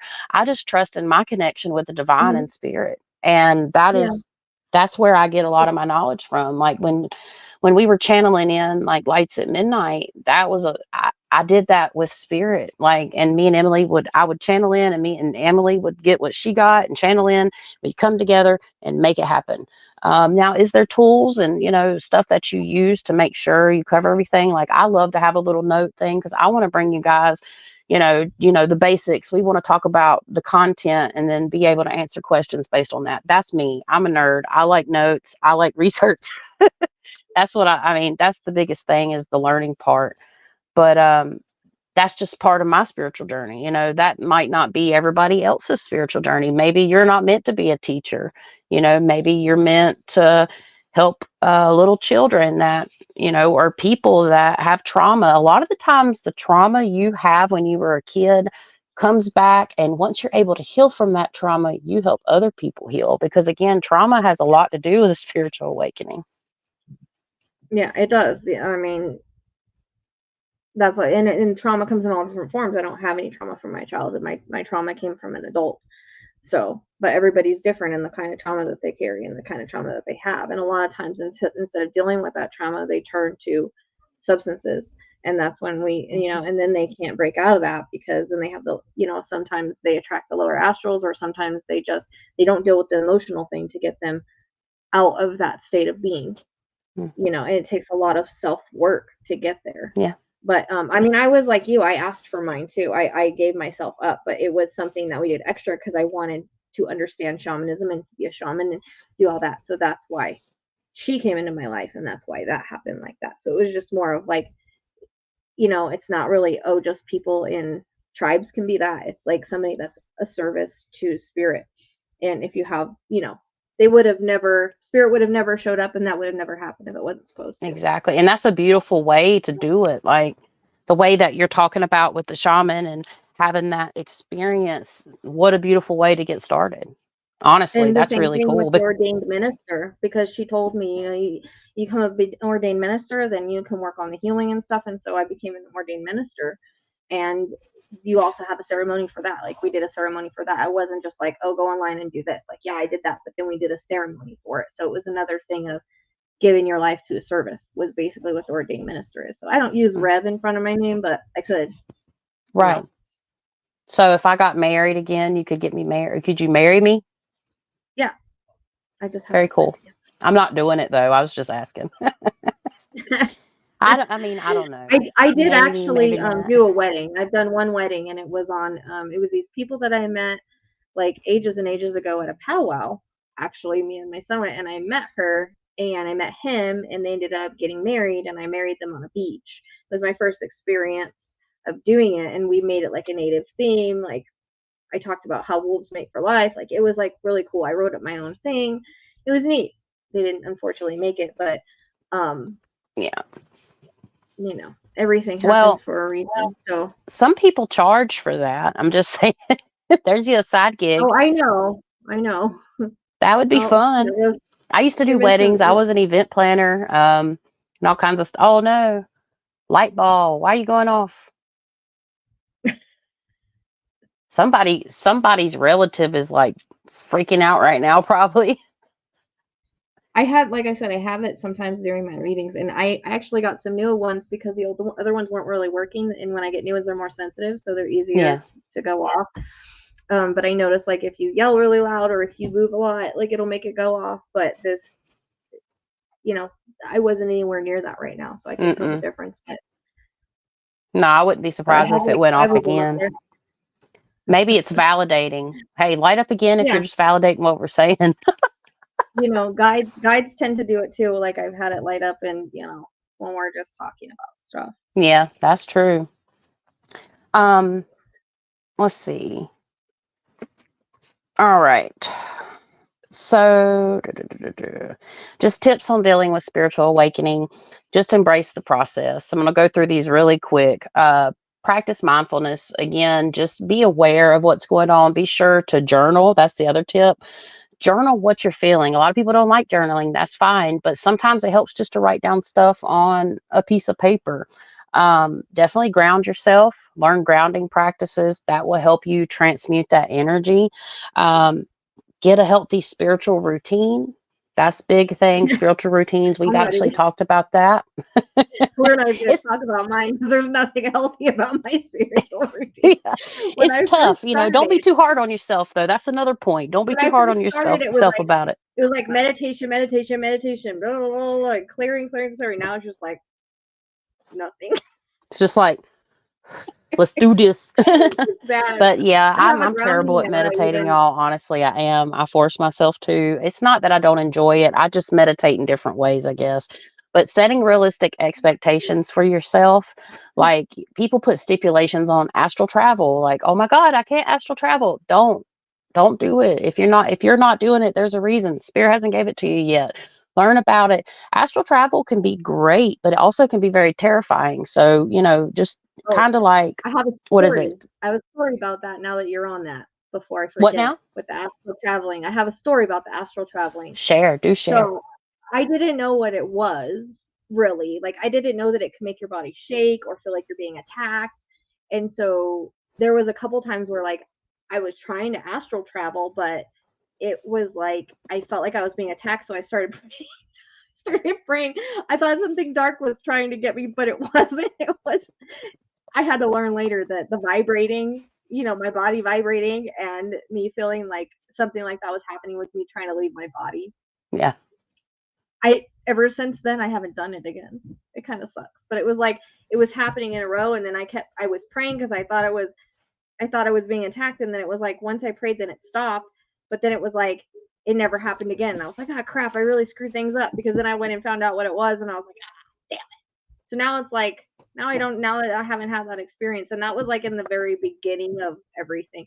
Like, I feel like I had more spiritual experiences, like with my loved ones and stuff, like years and years ago, like with astral traveling, like with Rocky. Like there was one time, it was crazy. It was like he was laying like next to me, like, you know how someone would sleep with their back towards you, like I could see his back and everything. Like I swear my eyes were open. I don't know if they were or not, but I could even feel like the bed like being down, you know, like if someone was laying there. And it was like how he looked and everything. Like I haven't had experiences like that, but it was so real at the time. Yeah. But you know, and I used to have a lot of like dreams and experiences with him too, like back in the day, and now I have them once in a great while, because I do understand that as time goes on, that gets less and less, because, you know, we have to be here. Yeah. You know, they have to let us, we can't just focus on that so much. So it was like he was helping me through it, but there was a time he was like, okay, you got it now. Doesn't mean he doesn't show up in my head and stuff like that, and I don't have experiences every so often, but like anything like that, no. Astral traveling, no. So that kind of irritates me that I don't have those kind of experiences anymore. I mean, I get visions through meditation, and my astral traveling is a little different. I feel like I do astral travel in my dreams. Generally, I'll call them just dreams, but I probably should get better at defining them. Emily's like, it's an astral travel. I'm like, okay, cool. You know, you're right. Well, You're not wrong. I just call them dreams because my astral travels happen in my dreams. And it's not this big process that some people experience. And then sometimes, because sometimes they're just very vivid. And then sometimes, you know, I don't have to meditate as much now where I'm at with my abilities to where I get information. So like if I'm doing a walkthrough for somebody's house or something, I get bits of images and stuff. Sometimes it's almost like I'm there. I've done stuff for Emily where I've walked around her house astrally and being fully conscious and felt the hardwood on my feet, the cold hardwood, like I was walking around her house. I mean, it's just totally different for me. And it's part of like, it's like remote for me. That's remote viewing, but like in an astral way, you know, the words are all interchangeable, but it's wild. It's wild. I give wild. readings. I mean, I think we talked about that. Like I give readings in my sleep. Yeah, like that's where right. people We will did. actually have the emotions and validate, but I don't know if that's astral traveling or what that is. But sometimes I will literally give readings, like I'm giving a real reading, but it's in person, and the people are literally validating. And then the next day, I'm like, who was that? Go find them. But it's like I guess that would be a form of astral. I don't know. We don't know what that is. Yeah, well, I mean, I exercise things, and I don't mean like exercise because my ass ain't really exercising in life nor in dream world. Okay, I'll run a lot faster in dream world than real life, but sorry. But no, like I've actually exercised people, like cast out negative things and different types of stuff. I've not done reading like you do readings more, you know. For me, I think like the paranormal stuff, and I know Emily. Oh, sorry, I was saying Emily's laughing at me. Emily's done the same thing. It's crazy. Bye, Snowfall. Thank you for being here. Sorry, I'm trying not to get distracted by the chat because I know we're getting ready to open up questions. Because I think I could probably run since we started a little later. I can run till about 12:10 before I have to for the night because I got to get my household under control. You know what I'm talking about. I have something else to talk to you about that I haven't talked to you about this yet. So you know how we're talking about like leveling up? Well, you know, for like 2 weeks I was like extremely exhausted. Like I had no motivation to do anything, and I was just like, oh, like horrible. I had one healing, it didn't really do anything. But I asked her again to do it again, and she did it again, and I felt a lot better. But I know it feels like since I've come back to doing my reads, I'm stronger. Good. You know what I mean? Mm-hmm. Like it's almost like my readings are more vivid, more visual, and stronger. I don't know how to explain it, but if anybody's watched, you know, the reads I've done recently on Audrey and Rachel, they seem to be a little bit different and a little bit stronger than usual. The only thing I keep kicking myself over was like I got visions on Audrey like 2 days or the day before she went missing. So we were all in chat, and somebody asked me about this Samantha in Australia, right? And all of a sudden I started seeing like this curvy river, right? And then I was getting the reference to like a line, and it was almost like a line to me is different city, different state, different county, right? And then I got 15. Well, she went missing on 15th, and I didn't put this together until freaking later. I feel stupid. So then with that, the next day, I kept seeing a girl sinking, and her hands were bound, right? And so I kept saying, like, I felt like it was Audrey, but I wasn't sure because in her readings, I was getting something completely different. But yet in the readings, I would still get the vision of the girl sinking. So it was like back and forth, back and forth, back and forth, which is like, people don't understand. I have a lot going on in my mind, like, especially if this guy has anything else to do with anything else, like say he has another body somewhere, I could pick that up, which is what I'm thinking it is. But it was like, I kept going back and forth, you know. Ted really is the one that took me more to the water and kept bringing that up until I would say it with Audrey the day before she was found. But it was like the first reading I did, but I don't know, it was just like confusing. So, but I did get information on that before, but it was like, my problem is I can't figure out if it was her or not. But at the same time, Spirit was telling me it was her. They were probably hitting their heads against the freaking wall, because they made that vision of the girl repeat for like 6 days. It was every day I'd see it, kind of like the badge in Idaho 4. It's like every day I'd see it, and I was like, it's like stupid. Now that I look back, I'm like, it was her the entire time. But then in my readings, I was getting leaves, and like I could even smell the soil. So it was like I was getting 2 different areas. Yeah. So it, but at the same time, it seems like my readings have become more detailed ever since this drop of an energy and everything, and ever since I've come back, like after the second healing. I don't know, it's just different. And I don't know. Well, she cleaned out all of that psychic sludge, like the psychic debris too, which helped you because you had that point of where your body just shut down, but the energy healing and stuff like cleaned all that energy up, and even transmute it. You'll be able to transmute the energy around your house better too that way. That's a good thing. I need an energy clearing. Like, I want to do it in person though. I've never had one. I've done it to myself, like with crystals. She's like really, but she does it different. She does like the Chinese. But she told me, she says, there's so much attracted to my light that because of my energy, she's like, you have such beautiful energy. She likes clearing it because of how it feels and the experiences she has with it. But, and I'm getting chills with that. But, it's like she cleared it out once and then she had to clear it out again. So no matter what I do, I'll still have that because it's just like so that's why she actually came to me and offered me during Idaho 4 to give me healings every so often. And it's like, after the first one, I was like, I don't feel any better. So can you please help me again? So she did it again. And I felt a lot better. So I started taking iron too, but it was like, I don't know. It feels stronger. So I didn't know if it had to do with that or if it had to do with like a level up in my gifts. You know what I mean? I think it's a little bit of both, because I think what it was, like, this is what Spirit's showing me now, is like your vibration. Okay, level ups here. It's like you were tired and your vibration, how could I say this? Energetically, it looks like you were vibrating, but it was jittery and you couldn't actually break through that seal of leveling up until you actually cleared out that energetic debris. And the transmutation process and how she did that actually helped you do it. It's like your spirit was trying to level up, but it was being held back. It's almost like I call it psychic crud or sludge, just kind of holding you and repressing you back. But also too, like, I'm not supposed to channel. I'm trying not to, but I also saw something parasitic that kind of like, were you having any pain in your upper shoulders or back when you had that? My pain's usually in my I have this problem with my hip that happens. Okay, because I'm feeling like pain or something, like, I don't know. I think you had some type of parasitic something another that slinked its way in there, but we'll drop that because I'm not channeling. But this, tonight's reading was also different.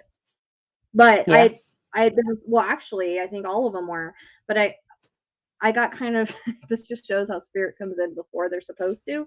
So yesterday I did a reading and I got the name Danny and didn't fit with that person. I was like, oh, sorry.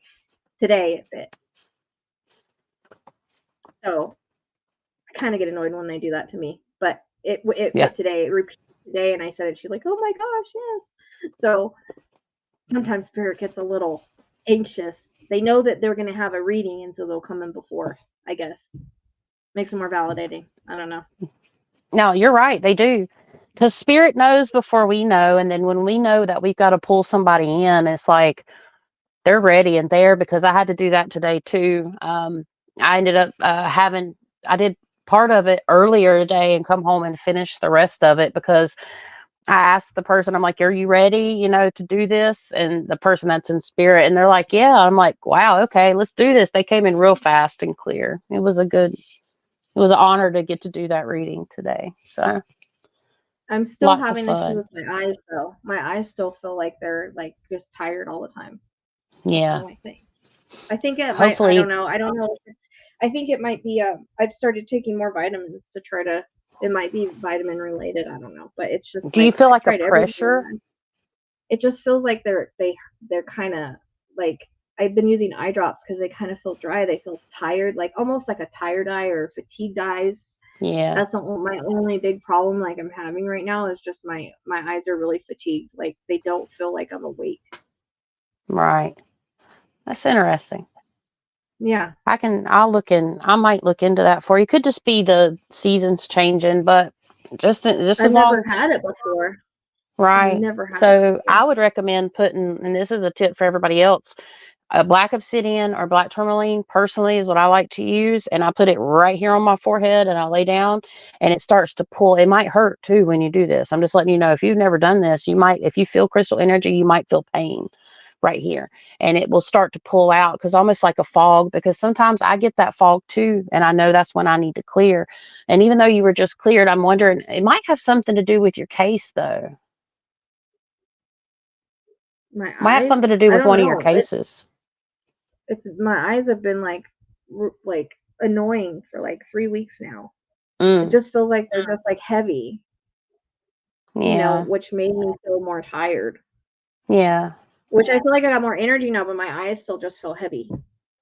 Yeah, there might be. We usually have that problem. And my glasses, I just got glasses last year, so I mean, it could be like a low like vitamin D or something, which I looked up, but I started taking that, so I don't know.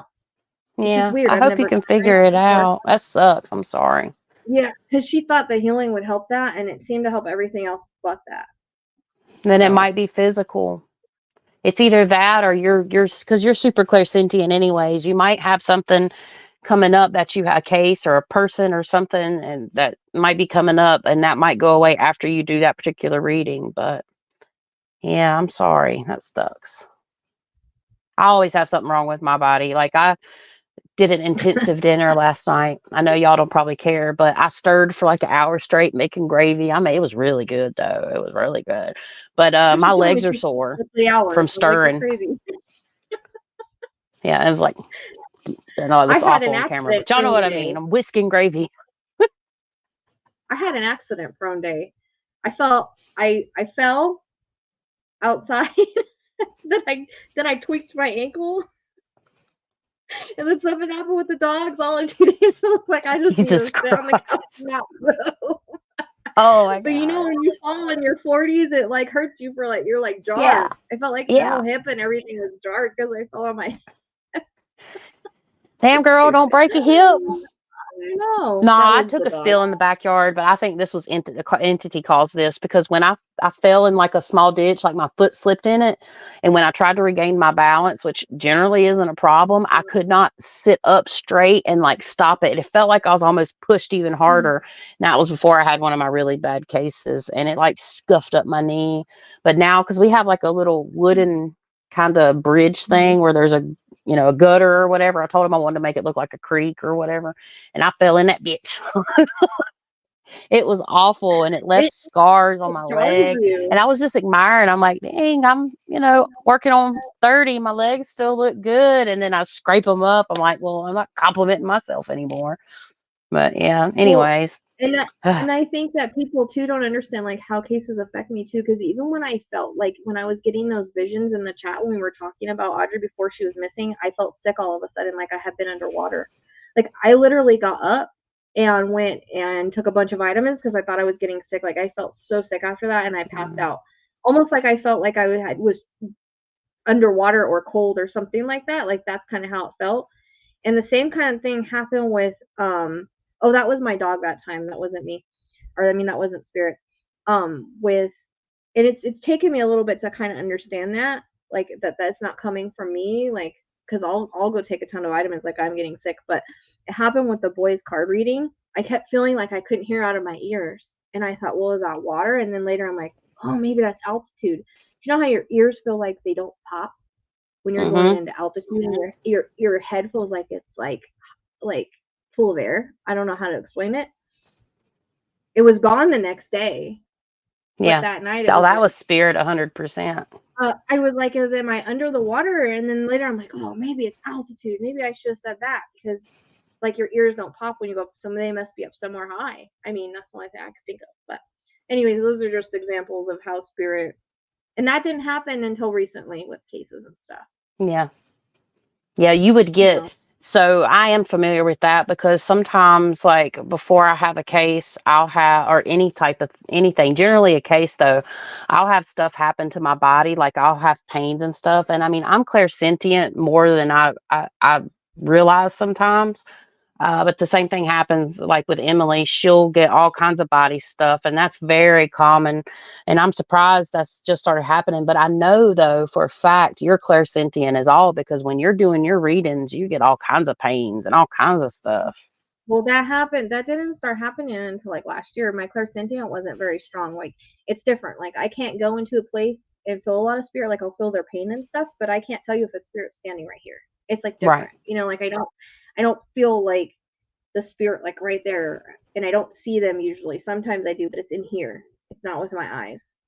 So, which kind of sucks. I kind of wish I saw them with my eyes, but you know, all that came in with like the medical mediumship to where all that came a little bit stronger. But for me to feel like I was, and that's when it should have hit me. But I was talking about Samantha at the time when I was getting the water, so it didn't click. It's like, why can't I get it in the right reading? It is very interesting. It'll repeat in the reading, and then I'll question it. It's like, damn humanity. Well, sometimes we get, we try to target things, but things are coming in for a reason. That's the hard part sometimes. It truly is. Yep. But yeah, I think, do you guys have any, we can open up questions now. So if you guys, that's it. That's it. The question time, guys. If you guys have questions, and you probably already asked the questions, if you can re-ask them if you want questions answered, because I don't really want to scroll back up. I mean, I can. I guess I can. I'll do that. Yeah. If I can find it, though, it's going to take me forever to find all the questions. There's actually not as many comments. Well, on my end, there's not as many as I thought they would be like tonight, or I've seen, rather, not that I thought that would be, but they're not like flying. So I saw a few. These lives will be a little bit earlier once my schedule lightens up. I had a reading tonight, so did she. So yeah, we kind of do it when we can right now. But yeah, it works fine for me, honestly. And I mean, it's totally up to you, girl, because on Thursdays, for the most part, after a certain time, I'm free till a certain time. I just think we would have more people if we did it earlier, but 76 wasn't bad. No, I think it's a great turnout. But normally there's a lot more like flying comments. If that was the case, I panic with flying comments, because I'm not used to doing lives yet. So like flying comments, I'm like, I got two things going. Rochelle, you're a pro at this, so I don't know about pro, but I try. Can you read it? You do a good job. Can you read the question? Yeah, you want me to read it? I thought I was waiting on you. I'm sorry. It says, does an awakening occur on its own regardless of what we do or believe? And that's from Angela. What do you think? I mean, it does. I think, in my opinion, you're going to go through an awakening regardless. If you're going to go through awakening, you're going to go through an awakening. But it might bring you to a new understanding of how spirit really works and how things really go. Like, it might transform your beliefs from believing one thing to another thing. Like, I was raised believing in the church, oh, you sin, you're going to hell. Like, it's not like that. So you might you go through an awakening to transform those beliefs. Yeah. I mean, your feelings completely can change. It depends on like what happens, but yes, it's possible. Is everybody is it going to happen the same way? No, but it is possible regardless of what you believe, because you can have a mystical experience and you didn't believe in whatever that mystical thing was, and then it can happen for sure. Let's see. I'll look. Probably be easier for me to look. I'll choose one if I can find one too. So I'm going in order. Oh, perfect. Yeah, you're the professional at this. I'm still learning. All right. So I knew spirit was with me during my childhood and never figured out how to manage it, if that makes sense. Yeah, spirit's always with us. Like our spirit guides are always there. Well, our base spirit guides, like the main ones that are going to stay with us throughout life. Some people say there's one. I think it's person dependent, but you always have guides throughout your whole life. Do those guides change? Yes, but you generally have one guide that will be with you from start to finish, at least one normally. For sure. And I can answer this one. This is just a form of channeling. It's basically where spirit talks through me and I'm just in like a zone. And it's just a way of channeling. Like this is a different way of channeling and connecting. Auto writing is a different way of channeling. For me, I get deeper, and that's why I tend to pull in a lot like extra cases and stuff, because it's a little bit deeper. So my auto writing used to be way out of control back in the day, like when I did Delphi and stuff. It's a lot more, and ended up being past, present, future. So like I didn't understand how it works. Now I understand how it works, and I'm able to control it more. So it's just something that you kind of learn how to do, and it's a good way to like start learning to channel and stuff. But it's just the way I'm comfortable, because I tend to get a lot of my like channeling through writing, like even my book that I wrote and all of that, like it all came when I was typing. So I get a lot of like my downloads when I channel that way, and I get a lot of like, it's just because it's just me. It's just me. There's nothing else. I'm not sitting here like this, trying to figure out, like, it's just a constant channel. So I get the information faster. So that's why I like to do typed readings. I mean, I can do the other readings, but I feel like I don't miss anything this way, because it's just spirit and I, and there's nothing like that's distracting me. Like, you're not distracting me. There goes the balls. Nothing's distracting me. You know what I mean? Mm-hmm. So I love auto writing, and I suggest that's a big suggestion for people that are starting out. Not everybody's going to be successful at auto writing, but it's very simple, and you just literally just write the first thing that comes to your mind. If you're trying to learn how to do, more intuitive stuff, and you get more detail. I mean, it comes out fast sometimes too. I prefer to use pencil and paper. Sometimes I do typing or whatever, but I prefer to actually physically write them out, because I feel like I'm connecting more with the energy. That's just a me thing. It works differently for everybody. But yeah, that's basically auto writing. It started with me like that until I learned how to type, because it's just, it comes too fast. I can't write fast enough. My hand gets really tired really fast. So that's why. I understand that. I can keep up typing, because I'm like 70 words a minute. So I can. A voice type. Voice type's a blessing. Now I do that too sometimes. I don't. To me, it's not the same, but like everybody's different. So that's just what.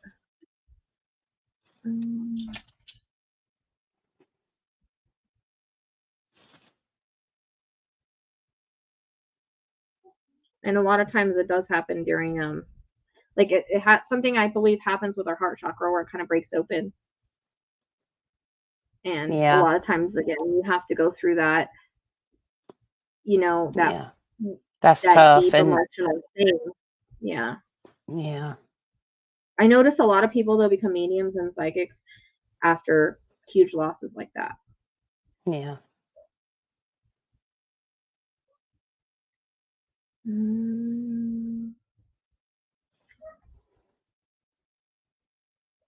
Sometimes it can get overwhelming, but I don't get depressed, because there's nothing I can do about it. It's supposed to happen. I'm just on that vibration where that's what's supposed to happen, and there's nothing I can change. So not really. I used to get depressed, but at the same time, like it used to bother me a lot more, but I've learned that everything happens for a reason, and I can only change the perspective of so many people. If I could change the world, I could, but I can't let it bother me. And when you go through that spiritual, some people though are different. Like some people are more humanitarian. we have humanitarianism in our blood, but some people really are like activists, and it will bother people that are going through their spiritual awakening. They will become like in activist mode, and it just depends on your archetypical construction, I guess you could say. How do we learn more about keeping bad away? So basically what you want to look up, and it's me, okay, I can't, I'm sorry, I'll butcher that name. Basically, you want to learn about clearing your space. You want to learn about how you keep your energy transmuted and clear. There's different spiritual protections and practices. I go over some of that in one of the lives on my channel on the Luminary Luna Beams I did with Rochelle, but I also have a video that's like 20 minutes long that talks about all that, about spiritual protection, and it's on my Luminary Luna Beams channel if you're interested. That would be the easiest way to find it. You can also Google search it, however you want to do it, but you need to learn how to cleanse your space and your energetic field and learn about vibration. And that's probably the biggest, most general advice I can give you, honestly. That's where I was going, was a vibration. And actually, I'm going to do a big old thing when I get some time off where I'm going to cleanse everything, clean everything. I have a whole, I put a whole video up of that, of like cleaning your house, because you can attract abundance. You can attract a lot of different things, everything's energy. So our mindset, where our mind is at, if we're in a negative mindset, negative stuff's going to happen. So that's a big part of it too. When you get in that mindset where you're just like, oh, this sucks and that sucks and this, everything's going to keep sucking. Yeah, unfortunately. I know I'm not trying to jump ahead, but Tim says, did you learn out of Google? That's where I'm at. Some things, yes, but some things were just trial and error. Like with my particular spiritual journey and doing paranormal stuff, like, yeah, I learned about crystals and herbs and candles and light. Some things were divinely channeled. So it is really good to find a spiritual guidance person that you can trust. And like find a spiritual guidance teacher. A lot of people do that stuff on YouTube, but make sure you resonate with it. Sorry, I didn't want to jump ahead, but I felt that was important to say. I was going to say, like, books are good. Like, I used to read a lot of books. Now that I'm more in my gifts, I can't really read anymore. So I guess if you have to do audiobooks, YouTube, like I always tell people, Tragedy by Design, it's a great one to learn from. Anything about spiritual stuff, I read like Sylvia Browne's books. People can say what they want to say, but they helped me a lot. I might not agree with every single thing in there, but it helped me learn a lot. So any kind of books that you resonate with, learning can also help you open up, and understand as well. And then there's this question too. How do you know when you've leveled up? For me, that'll look differently for everybody, but you see things that were presently like happening in your life that you couldn't overcome possibly. You'll see the advantages, or you'll have downloads. I have downloads towards information, like things that it's almost like breakthroughs in my mind, whether that is for my life or for my spiritual journey or for the spiritual guidance that I help people with. It's just almost like those aha moments, but it's not like it's a massive aha moment. But a lot of times, again, I think I said where I kind of go into my shell and I hermit and I figure out my life all over again and I start over. So those are like mini spiritual awakenings that I call leveling up. I mean, it's when you learn, you grow, you evolve. That's a part of leveling up. And even when your gifts change, like I know where I was, 11 and a half years ago. And you can watch my old videos and see like the progress. It's progress. That's part of leveling up, is progress. Yeah, folks are saying the cat balls went off again a little bit ago. That don't surprise me. Sometimes it's me, sometimes it's not. Okay. I don't know. Are they re-asking questions, or do I still need to go through this? Oh, say that again. Sorry, I'm having a hard time hearing. Are they still asking questions that Yeah, let's go ahead and let's see about ones at the bottom too, because I know there was a lot in there. I've got about 5 to 7 more minutes. So what are your specific 3 signs? You're talking about the zodiac signs, waterfall. I am a Gemini, Cancer. So water, air. And you're all air, right? Yeah. She's like Aquarius, and Libra or something. Libra. Yeah, my moon's a Libra. So you know, I posed for you guys that saw the post about the toxic things. The Libra totally hit home for me. That one. Yeah. Oh, I touched it. Oh, I didn't know I could do that. Oh, yeah, you can. I'm learning new things, guys. Yeah. Hold on.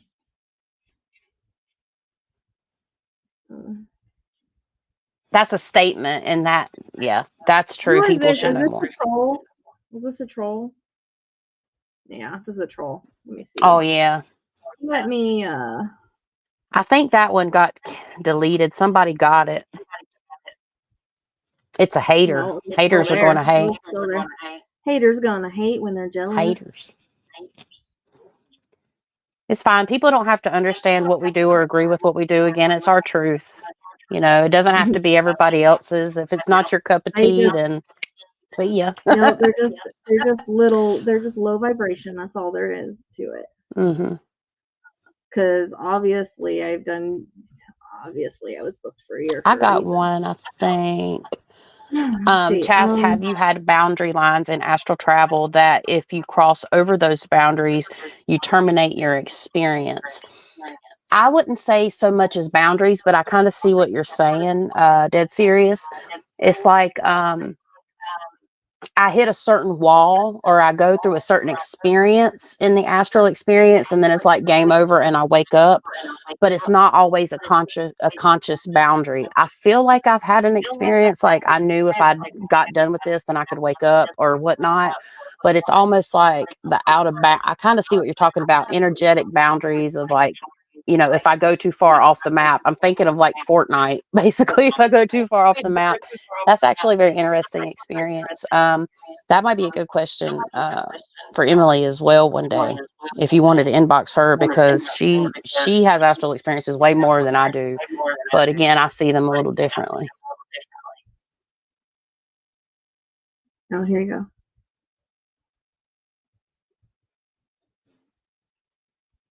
I'll read it. It says, I'm curious of what type of crystals are best for clearing your energy field. What do you like to use, Rochelle? I have anything. No, I mean, I wear an amethyst and I wear labradorite. Mm-hmm. Labradorite, I noticed. Oh, that's another thing too.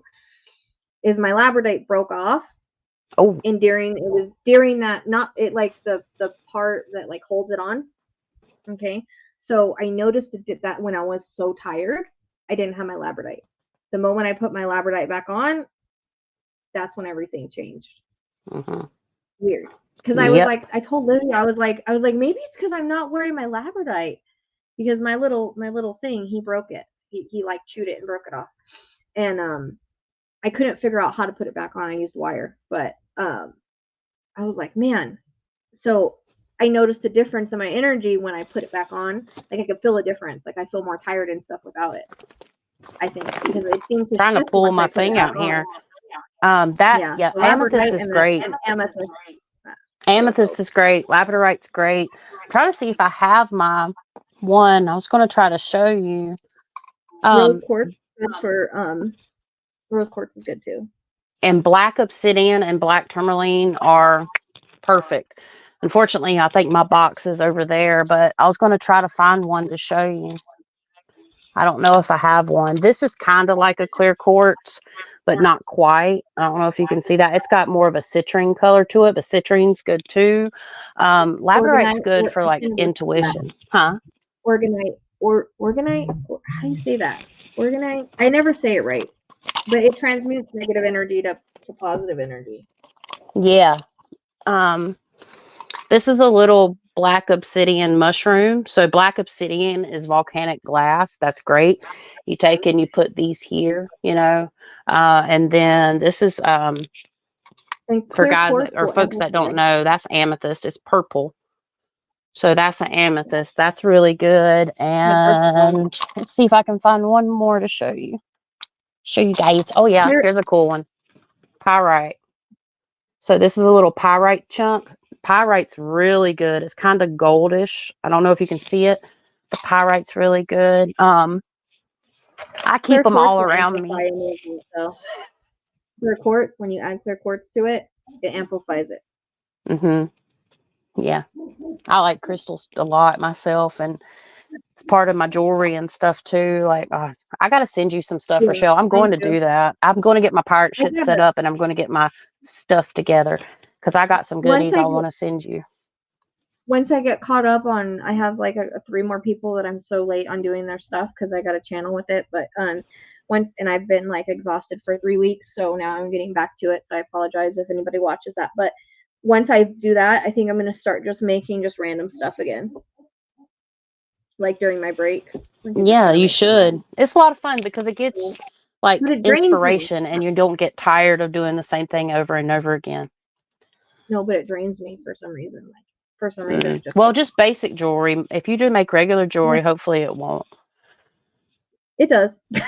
Right, I understand. It ends up being for somebody, and it's like, oh crap. I can see the reason I'm looking down is because I can see the question better here. I'll read it. Did you need help from anyone to help your gifts come through, you or to you? So basically, did you need any help for your gifts to come through, Rochelle? Nope.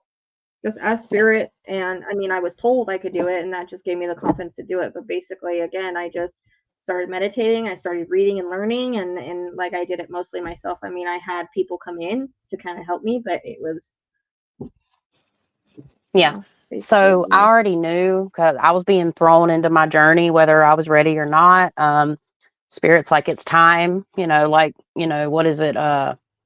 Mufasa and all that, Lion King, it's time. That's what I felt like, honestly. And then let's see, I got that reading from Cassandra Joan Butler, that the stuff that I do now about my natural born intuitive gifts, but I go into it a little different and kind of break it down. She was like, yeah, your chart, you're intuitive. Like, she did a great job. Don't get me wrong. But like, that really helped me. The validation, finding validation from others and validating my experiences. Because a lot of people think they're crazy when they first start out, like, oh my God, I'm losing my mind. The validation and the relatability is probably the best that I can say. Like, that's what helped get my gifts come through. Some people like to do, the spiritual journey with a spiritual teacher, and it really does help them. But I didn't honestly have the money to do any of that kind of stuff. And yeah, so, but I did it kind of on my own too. Spiritual. Sorry if you're saying something, Rochelle, because I don't mean to talk over you. No, I was gonna say spiritual teachers kind of find us anyways. Like, I didn't have to pay for any of my spiritual teachers. Yeah. So, it just depends. Yeah. And it's a different journey for everybody. There's no right or wrong way to do it. Like, I did both. Yep. But mostly myself. Mostly it's like trial and error, right? Yeah. Yeah. You learn, just like life, you learn your spiritual journey, learn about your spiritual journey like that too. But you also get to the point where you get downloads. I've been told, Chantel, I've been told someone put roots on me and my husband. Now can I find out exactly what she did? Yeah. Okay, so this would be my suggestion. That's intentions, and people, witchcraft is witchcraft, basically. Witchcraft is intentions to a degree. It's however you want to look at it, and it's how much you want to believe that that person did that to you. And I know that sounds crazy, right? But can we still have energetic effects whether we believe in something or not? Yes. But the point of me saying that is like, you believe that she did it, can actually make it stronger. So now that we're there and you're to that point, you definitely want to see somebody potentially, if you're not versed in like cutting energetic cords, or if it's something you're not comfortable doing, you can get rid of that kind of stuff. But sometimes you have to battle certain things with certain things, and this, like, candle magic or something like that, that's a whole field. The best thing to do, depending on where you're at in your spiritual journey and what you do, is to seek some type of Reiki healer. And if there is truly cords on you and there's a good Reiki healer, they will find them and they will cut them. But one thing that you can do is do a really quick intention candle. It doesn't have to have a label or anything with it. You literally get a white candle, and this is just simple. This isn't too extravagant. And you write out the intentions of, I cut all cords in whoever's name you're comfortable in Spirit's name. Some people use Jesus' name. Some people say the universe, ask for divine guidance to cut those cords. set the piece of paper underneath the candle, light the candle, and try that. But just be very careful, because some people that play around with that kind of stuff don't really know what they're doing, and it can cause problems. But there are some people that are very well versed in that kind of stuff, and it can mess you up. So I'm not trying to scare you, but the best thing to do is just kind of, do an intentional candle or something like that, and that can be revealed. There are people that can help you with that, though. That can look into that for you. There's people that just say they do it too, just to scare you. Oh, you got a curse. Yeah. Okay, shut up. Yep. Okay. I don't know what they mean by like the signs. This is the second question. Oh yeah, we answered that one. They mean the astrology signs. So I'm Gemini, Cancer, and your Aquarius, Libra. I don't know if that's what she means. I don't know if she means about signs about spiritual awakening. Oh, okay. I might have took it as astrology. Is Bonnie still here? Do you want to? I did too. I don't know what I don't know. Everything going that would be my best guess. What are the big 3 signs for me? I was getting spiritually attacked. I started having psychic insight that I had no idea what to do with, and I started like talking to dead people. My life just went to hell. That's it. I mean, I don't know that I had any signs, honestly. Right. Rachel saying, how do you find that out? Though the astrology, do you mean like your 3 main signs, like my sun sign? You can plug your astrology in, like find your birth chart information, and you can find websites that'll help you with that. Because if you don't know anything about astrology and you go to look at a birth chart, it's like a mathematical equation that never has an ending. So basically, you can just go online and look up your sun, moon, and rising sign. I think that's what you meant. And Chasity does astrology too. Yeah. Yep. I can help with that. I don't have my website up, so I do it all through social media. So guys, if you go to my Instagram or my TikTok, or if you want to message me, I can send you my little sheet that has all my services on it, and I can do the astrology for you. Oh, and the other crystal I'm remembering now is the Melody Stone. That's my favorite one, but it's a little expensive. Very nice. Where you get it? It has a Sacred 7 in it. Oh yeah, I know that. Yes, I know exactly what you're talking about. You're welcome, Barney. Let's see. I got time for 1 or 2 more questions until I have to hop off here, guys, unfortunately. What kind of questions can we ask? Like any spiritual questions about what we talked about, like spiritual awakening, any of those kind of things? No, I don't really teach classes. I mean, I taught classes. But Honeybee, I bought my first crystal and it says Aurora Amethyst. That's a good crystal to have. And Tay says, what does it mean when your protective crystals go missing? They have another home or another place to be. They have a mind of their own. They really do, Tay. They just go missing sometimes, and they end up in the most perfect place to transmute that energy, because mine go missing all the time. So not every psychic is a medium. That's right. Sometimes I get it backwards. So not every psychic is a medium. So a medium is someone that connects to deceased people, deceased pets, things like that. A psychic does not do that. A psychic is more giving you intuitive guidance, giving you, psychic information, telling the future, stuff like that. Not all psychics are mediums, but there are. So that's when we go psychic medium. That means they're both. But some people can just be psychic, and some people can just be mediums, and some people can just be healers, and some people can just be empaths. And sometimes empath is actually clairsentient, depending if it's empath on steroids. Clairsentient.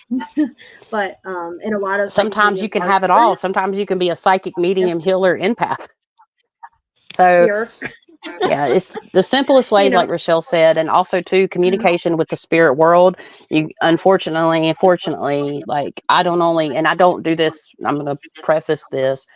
I can communicate with darker things, but it's not because I want to. I do it to help people get out of that situation. I do not practice anything dark. I am a light worker, basically. That's kind of like what I do in a nutshell, or a light warrior, rather. Yeah. So, I mean, because her light is so bright, she can deal with it. And that's where her path is supposed to go. So her path is supposed to go to work with that. And I actually send clients to her because that's not my path. Like, I don't get rid of them. I can see them. and I can see them and tell her what I'm seeing, but I will send her clients to help get rid of it because it's a deeper thing than just like a wave some sage and say a prayer. It mostly, most of the time, goes deeper than that. So, you know, that's why I send, you know, her some clients, because that's not my wheelhouse. My wheelhouse is, you know, guidance, mediumship, and cases. Like, and I can do healing.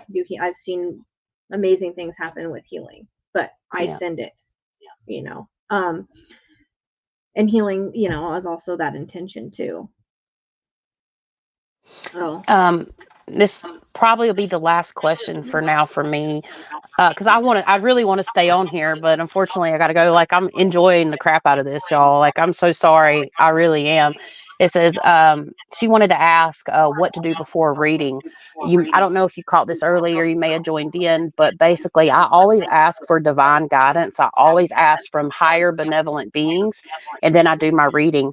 I generally light a candle. I clear my cards, even if I'm doing the reading for myself. That's a very simple overview of what I do. Rochelle, is there anything that you like to do before reading? Oh, grounding myself too. I clear my chakras. Yeah. I clear my chakras. I open my chakras, and then I just, like, lately I've been, you know, praying and asking for, like, when I've done the cases lately, like asking for the best information, clearest information that I'm supposed to get. You know, and you can, it's your own ritual that you can do. There is no right or wrong way, you know, just do whatever you feel comfortable with. Yeah. We set up our parameters for our spiritual practices. Yeah. Yeah, exactly. Yep. So, guys, can I sneak this in here real quick? Next week's episode, if you want to talk about this is the proposed one. How do you guys feel about the afterlife? I was going to propose that for this one, so we're on the same. Okay. So next episode, we'll talk about the afterlife, and we'll get some, because Rochelle, you know, I do spiritual past relative readings, but Rochelle she's amazing. She'll write you a story for your past relatives. So if y'all want a good reading about channelings and stuff, she's the best, honestly, hands down. So she knows a lot of her stuff about the afterlife too. So I'm excited to hear some stuff from her. I mean, I know my stuff too, but she's been doing this a lot longer than me, especially with this kind of stuff. So I'm excited to hear what she's got to say. I hope you guys are too. So next week, shameless plugs. If you're on my channel, I certainly appreciate, I saw everybody's messages. I'm sorry if I haven't been able to communicate properly throughout. Really working on that. Everybody on my channel, please go like and subscribe to Rochelle over here. Wait a minute, over here. and go over that way to her channel. Yeah. So, you know, we're trying to do this to bring education to people, to make it something a little different and that people can relate to, but also, you know, to get Chasity going with her channel as well. So if you guys can go over there and like her channel, and she does do readings, she does do astrology readings and stuff like that. Like, I'd love to, if I'm going to go to a medium, I would go to her. Actually, I'm supposed to. She does come to me, but I'm a little behind. I do come to her about some stuff too. Yeah, I do ask her questions sometimes, but you know, my astrology Thank you, stuff I'm so into. I so want to go into, like, we kind of did the astrology thing with Ted, but I kind of would like to, like, see your stuff with it, because I love astrology. It's like I do too. Favorite. It's a lot. I took classes and I was writing charts, and all of a sudden it was like I didn't use it and I forgot everything. Now I'm just like, I'm confused. I can't do it. Yeah, it's tough. It takes a lot. Like, I'm still a baby astrologer. Don't get me wrong. I can do it, but there's just so much to astrology. It's a lifelong thing. And yeah, thanks, Honeybee. Thanks, Bonnie. Thanks, Andrea, LR, like Tracy, Kat. Thank you, guys. Our spiritual awakening and our gifts are in our astrology chart as well, because it interconnects our blueprints, so it goes hand in hand. All of it's there. Astrology, I don't have to intuitively tap into anything, and I can read your astrology chart and see into your soul. But seriously though, actually, I'm not lying. No, I want to do that one day. I'm excited, but I mean, we know that it's in mine because we saw it in the one that we did with the other astrologists. Yep, we can make it happen for sure. But yep, I'm going to have to sign off. Thank you guys again. We really appreciate it. Next week, or 2 weeks from this Thursday. So we're on a 2-week schedule right now, and we'll give you guys a time. We thank you all for being here, and I have to adios amigos. Thank you so much. And I'll answer a couple more questions while they're here. That way. All right, that sounds good. I am going to try to figure out how to get out of here. Rochelle, help me. I can remove you, and then I don't know. Oh, okay. Say it again. I cut you off. Sorry. Thank you, Rochelle. Bye. Good night. Bye. Good night. I always tend to do that. Okay, so how do you understand what spirits of the past are trying to tell you when they communicate? So when spirits communicate, a lot of times, as in, it's telepathically. So they will show visions, they will show symbols, sometimes they'll talk, sometimes they'll give words, sometimes they'll give feelings, just knowing things. So it depends on what your gifts are as to what you're able to understand, and spirit will work with those specific gifts that you have in order to communicate. So if they're giving you a vision of something, it's how you relate to it. We may perceive it wrong, but usually if we describe it, the person will know what we're talking about. So if they're trying to tell us something, we'll just know due to the visions that they're giving us and whatnot, and then you'll explain that to whoever you're giving the reading to, and they can basically tell you what's trying to be said. So it's basically us translating, kind of like charades. So what do our guides do for us? Our guides guide us through life, plain and simple. They send us one way, they try to keep us on track. They try to help us through our spiritual journey. That's it. That's exactly what they're called, their guides, for guidance. They guide us. I don't know what this means, so I can't answer that because I don't understand that. I'm not qualified in anything. I did take a Reiki class before. I use color. So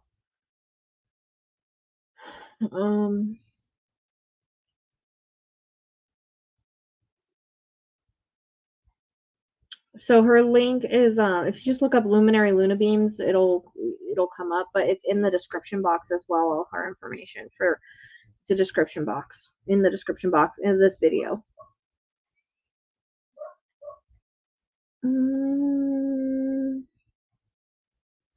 Thank you.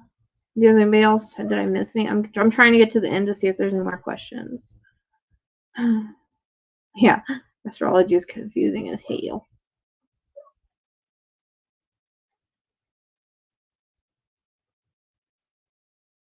No, so my auras I see in my head. I don't see them on people. Sometimes spirit will show me, like, if they want to show me that someone's a healer, they'll put green around them. It doesn't necessarily mean that's their aura, but usually healers do have green in their aura. So I've been able to say what colors are around people, but I'm not really an aura reader. Yeah, and anything that you're hearing, like that, voices and whatnot, it can be clairaudience, and if it sounds like static, it needs to be, you need to work on it to open it up so you hear it better. Recommendations for what?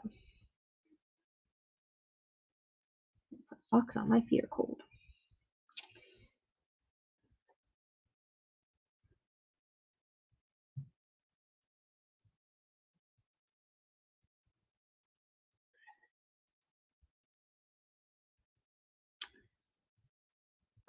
So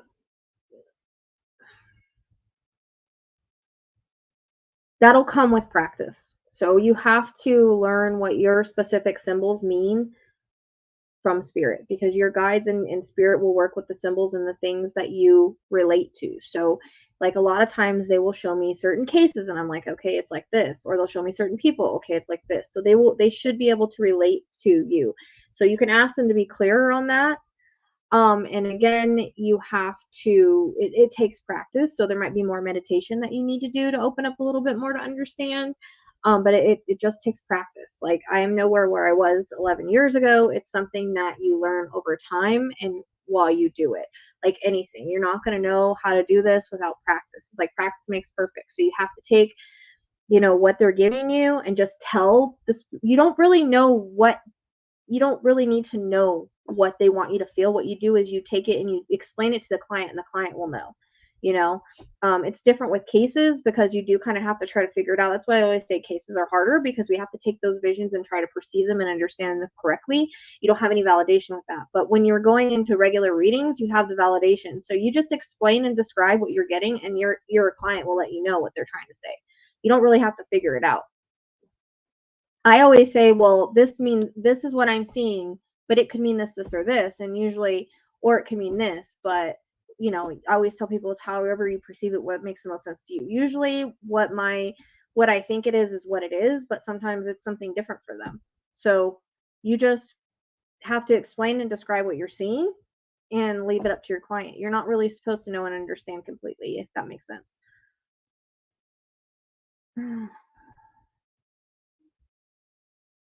And so if you're hearing a lot of voices and stuff, that's when you need to get your boundaries in check. Like, because I don't have that problem. So you need to, for one, work on your meditation, and for two, work on some boundaries. Meditation should help you try to learn how to focus in on one voice, and you need to have your boundaries on telling them not to all talk at once. I mean, I don't have that problem, so I can't really say, but you need to kind of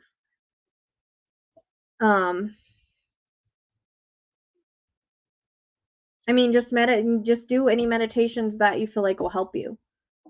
There's all kinds on YouTube. You can find any meditation that you want to find on there. Guided meditation is what I suggest, because it actually also helps you work with your clairvoyance as you go along, and it like puts you in a focused way instead of like just sitting and having your mind wander to music. So guided meditation is what I always suggest.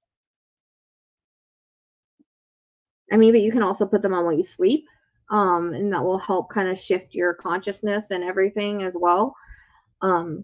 So yeah, does anybody else have any other questions before I head off?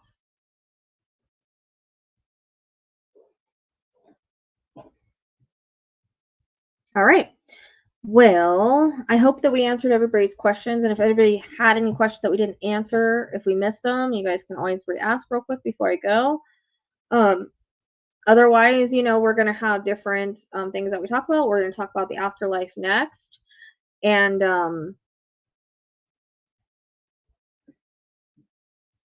you know, that's it. Yeah, binaural beats are great too. So that's, you know, that's a hertz, that's a sound therapy. Nope, anything that you want to do, you just type it in, and if it looks good to you and you like it and you try it, okay. You know, if it doesn't work, try a different one. It's, you know, that's what I do. When I'm looking for something, I just type in what I want and just go with that. You'll get drawn to the ones you want. You know, you could trial and error. Whatever works for you works great, you know.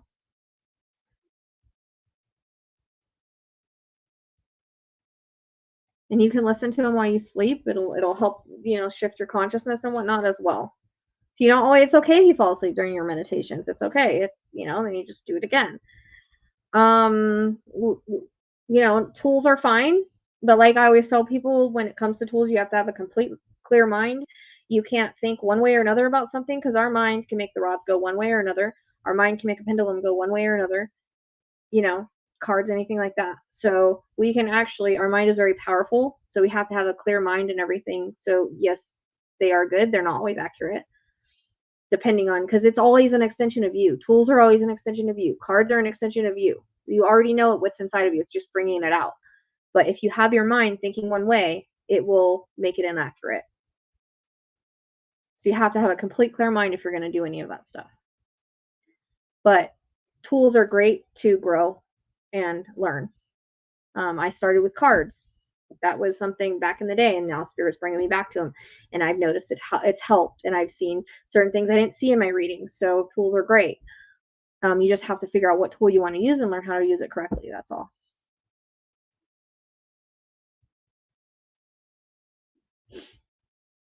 Whoa. Did you guys see that? My lights just freaking flashed. Nothing would have caused that at all. Holy crap. There's not raining. It's not windy. There's no storm outside. Spirit just totally fucking flashed my lights. Excuse my language.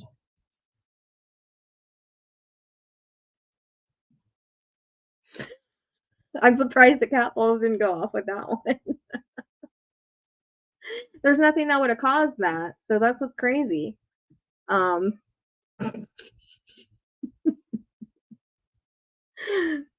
don't even have that when I'm not on live. Wow. My lamp went off. This one went off, and those are the only lights I have. But everything, my TV didn't flash. My TV's still on. So no, it wasn't you seeing something. It was spirit. That was spirit, because there's, whenever things happen, you have to try to be like, well, could it have been that? Could it have been that? So sometimes the balls go off, the dog knocks the bed, but a lot of times it wasn't the dogs. So you have to kind of see and make sure that there's nothing that could have caused it. So normally I would say, okay, if Libby jumped on the air conditioner and turned it on, it would have flashed. But Libby's not over there. There's no heaters on. There's absolutely nothing that could have caused that. It's not storming outside. So I don't have a whole lot of stuff that would cause a breaker to go off. So that was literally spirit, because there's nothing else that could have caused it. Nothing. And that's crazy, because Chasity missed it. You guys saw it. I should totally crop. I wonder if I should clip that and post that, because that was pretty cool. So, anybody have any other questions before I get off here? I think spirit was just being like, oh, hey, what's up? I don't know. I like experience like that. They don't scare me. A lot of people, they scare, but me, I'm like, oh, that was cool. That was cool, dude. When the ball went off at the end of that reading tonight, I was like, your dad's strong. All of a sudden the reading was getting ready to go, be done. So it was he set off the balls to be like, okay, I'm leaving now, or I was here, a validation. And I always try to get a video of it, but by the time I turn on my camera, it's done. So, but I usually can't get it on camera, but I'm like, oh, I need to videotape this. This is cool. Or I don't get scared. I just think it's cool. I love it when spirit makes their presence known like that. It doesn't scare me. And that's another thing too, is you can't be scared. If you're ever going to get into this, kind of work, if you're ever going to get into the spiritual realm, if you're ever going to get into psychic medium work, you cannot be scared, because that is when you lower your vibration. That is when you will have a problem.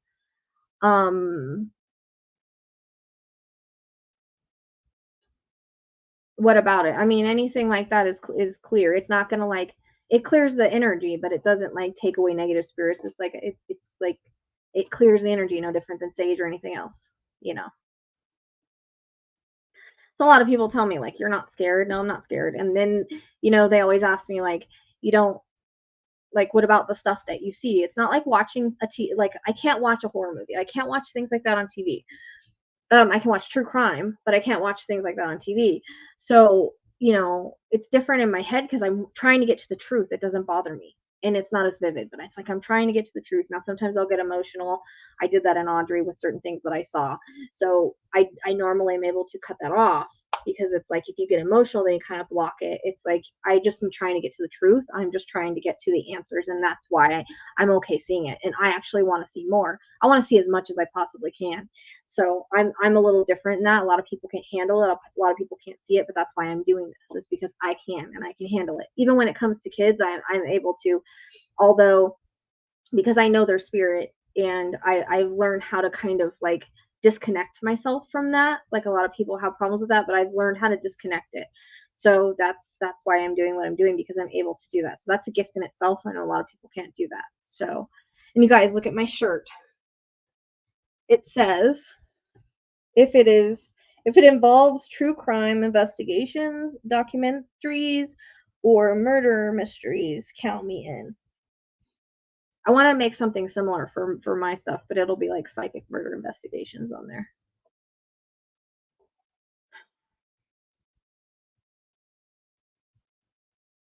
Yeah, no. And that goes with you can have caution, but when you live in fear, that's when you have a problem. So I don't do any of that stuff because I have birds, so I don't do a lot of that stuff. But in March, I'm planning on like maybe opening some windows and getting my birds out and like saging and cleaning really deep and decluttering and stuff. I put a whole video on it on my community page, and it'll help the energy flow better.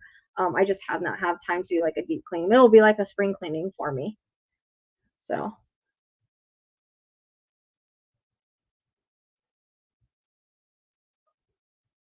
yeah, I have so many ideas for the shirt, for more shirts. So I'm gonna do like let go, let flow, passion equals purpose. There's another one I wanted to do, and I want to do something like this, but I haven't had the chance to do it. That also makes me kind of drained whenever I do it. I think it's just the creativity of it. So I'm gonna do that. I do already have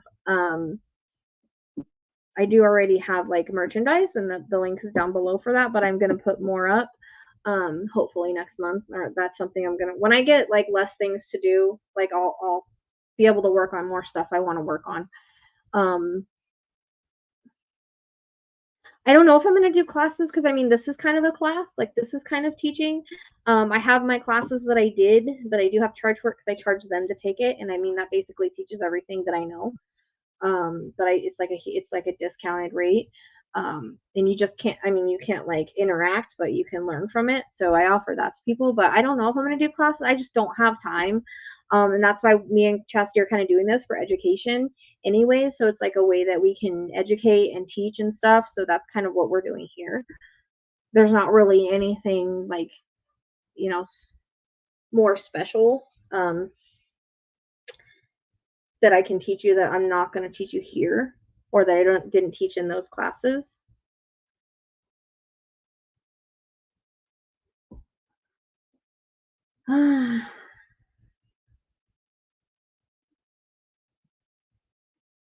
So you might have something in there that you might need the Chasity to look at. Dogs are very intuitive. Cats are very intuitive. If you have a dog that's acting weird and they don't want to go somewhere, there's a problem. If you have a cat that's acting weird and he doesn't want to go somewhere, there's a problem. They can see things we can't. They can feel things we can't. So I'm not doing readings. No, this is just a something we do every other week, and we teach. And Chasity was on here, but Chasity left, and I was just answering up to a few last questions, and now I'm leaving. So it's not that kind of advice. It's not life advice. I know, right? My dogs go everywhere here, but I do have a dog that I call like my cat dog because she's the only dog that tends to react to spirit. None of my other dogs do, but she's very like protective, and she will you know, she'll let me know spirits there. For a while I had her, she was acting really weird and she'd bark in the hallway when I was in bed. And so I talked to Chasity about it. We figured it out, but she was the one letting me know. So she's one dog that really does react and lets me know. And she's also one that, like, cause sometimes I have where I can't breathe at night. She freaks out if I clear my throat or I can't breathe. She'll come and lay on my chest. Even though that doesn't help me not breathe anymore, but it's almost like a concern. She's the only dog that does that. So she's very in tune with me in that way. But you know, cats clear out energy. We'll probably do something on pets. You know, another video about pets and stuff, because, you know, cats clear out energy. They work on the astral plane. Dogs work more physical. But, you know, she's my cat dog because she lets me know, you know, everything. The cats come in and lay on your chest. They're healing you. So whenever a Rose comes and lays on my chest every night, so she's like transmuting energy and clearing me as I sleep.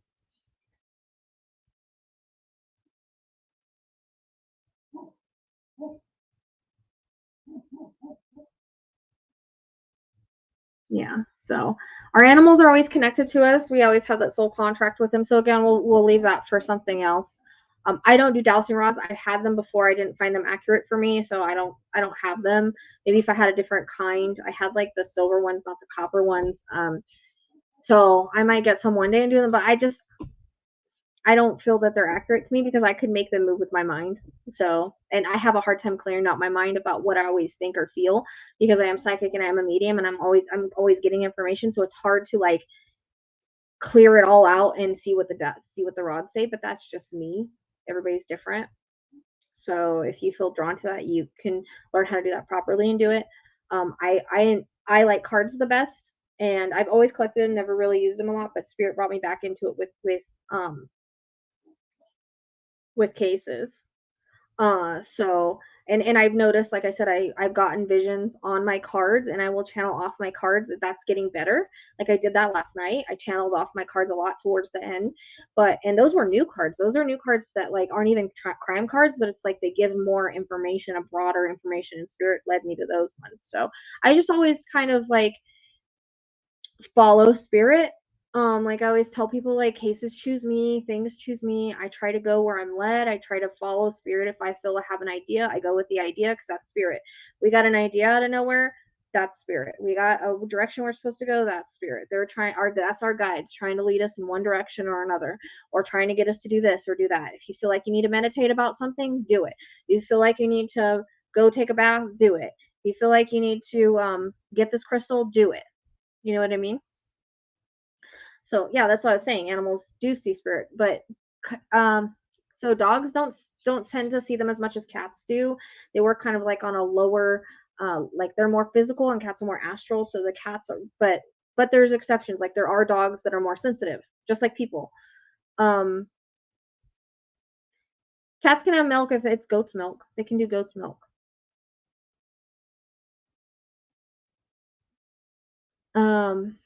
So yeah, but regular milk, it's not good for them, but goat's milk is. So yeah.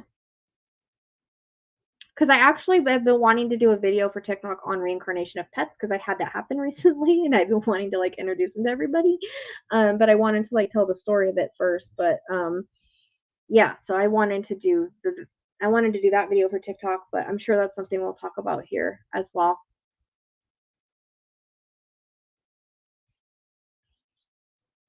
Yeah, I mean, it just depends on the animal, just like the people, you know.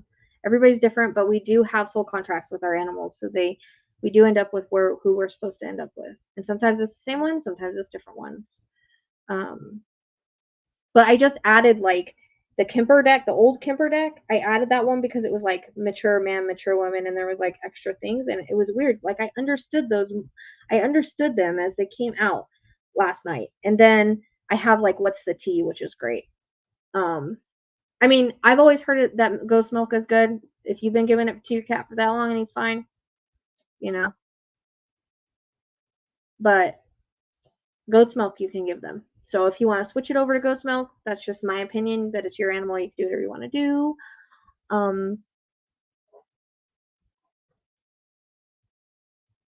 So, all right. I think I'm going to get off here. I'm tired. I've had a long night, so yeah, but I will be pulled. I like using my crime card. Like I said, the other two aren't crime cards, but they give me a lot of information. And a lot of people make their own, like write things on them. I've tried that. It wasn't accurate for me. So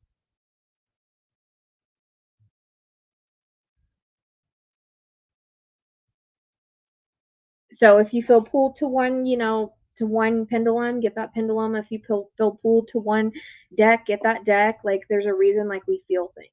Okay, so just always follow that. All right, so I'm still streaming on Luminary's thing.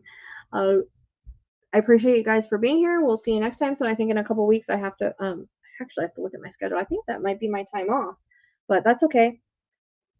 This is like our new thing. So I hope you guys are enjoying this. I hope you guys are enjoying this new thing that we're doing, and you're learning a lot from it. And I hope you had fun tonight. I hope it was a good experience. So thank you guys so much for being here and chiming in and joining in. We appreciate you so much. And yeah, see you guys next time. Oh wait, we gotta do this. Oh, hold on, I gotta find my thing.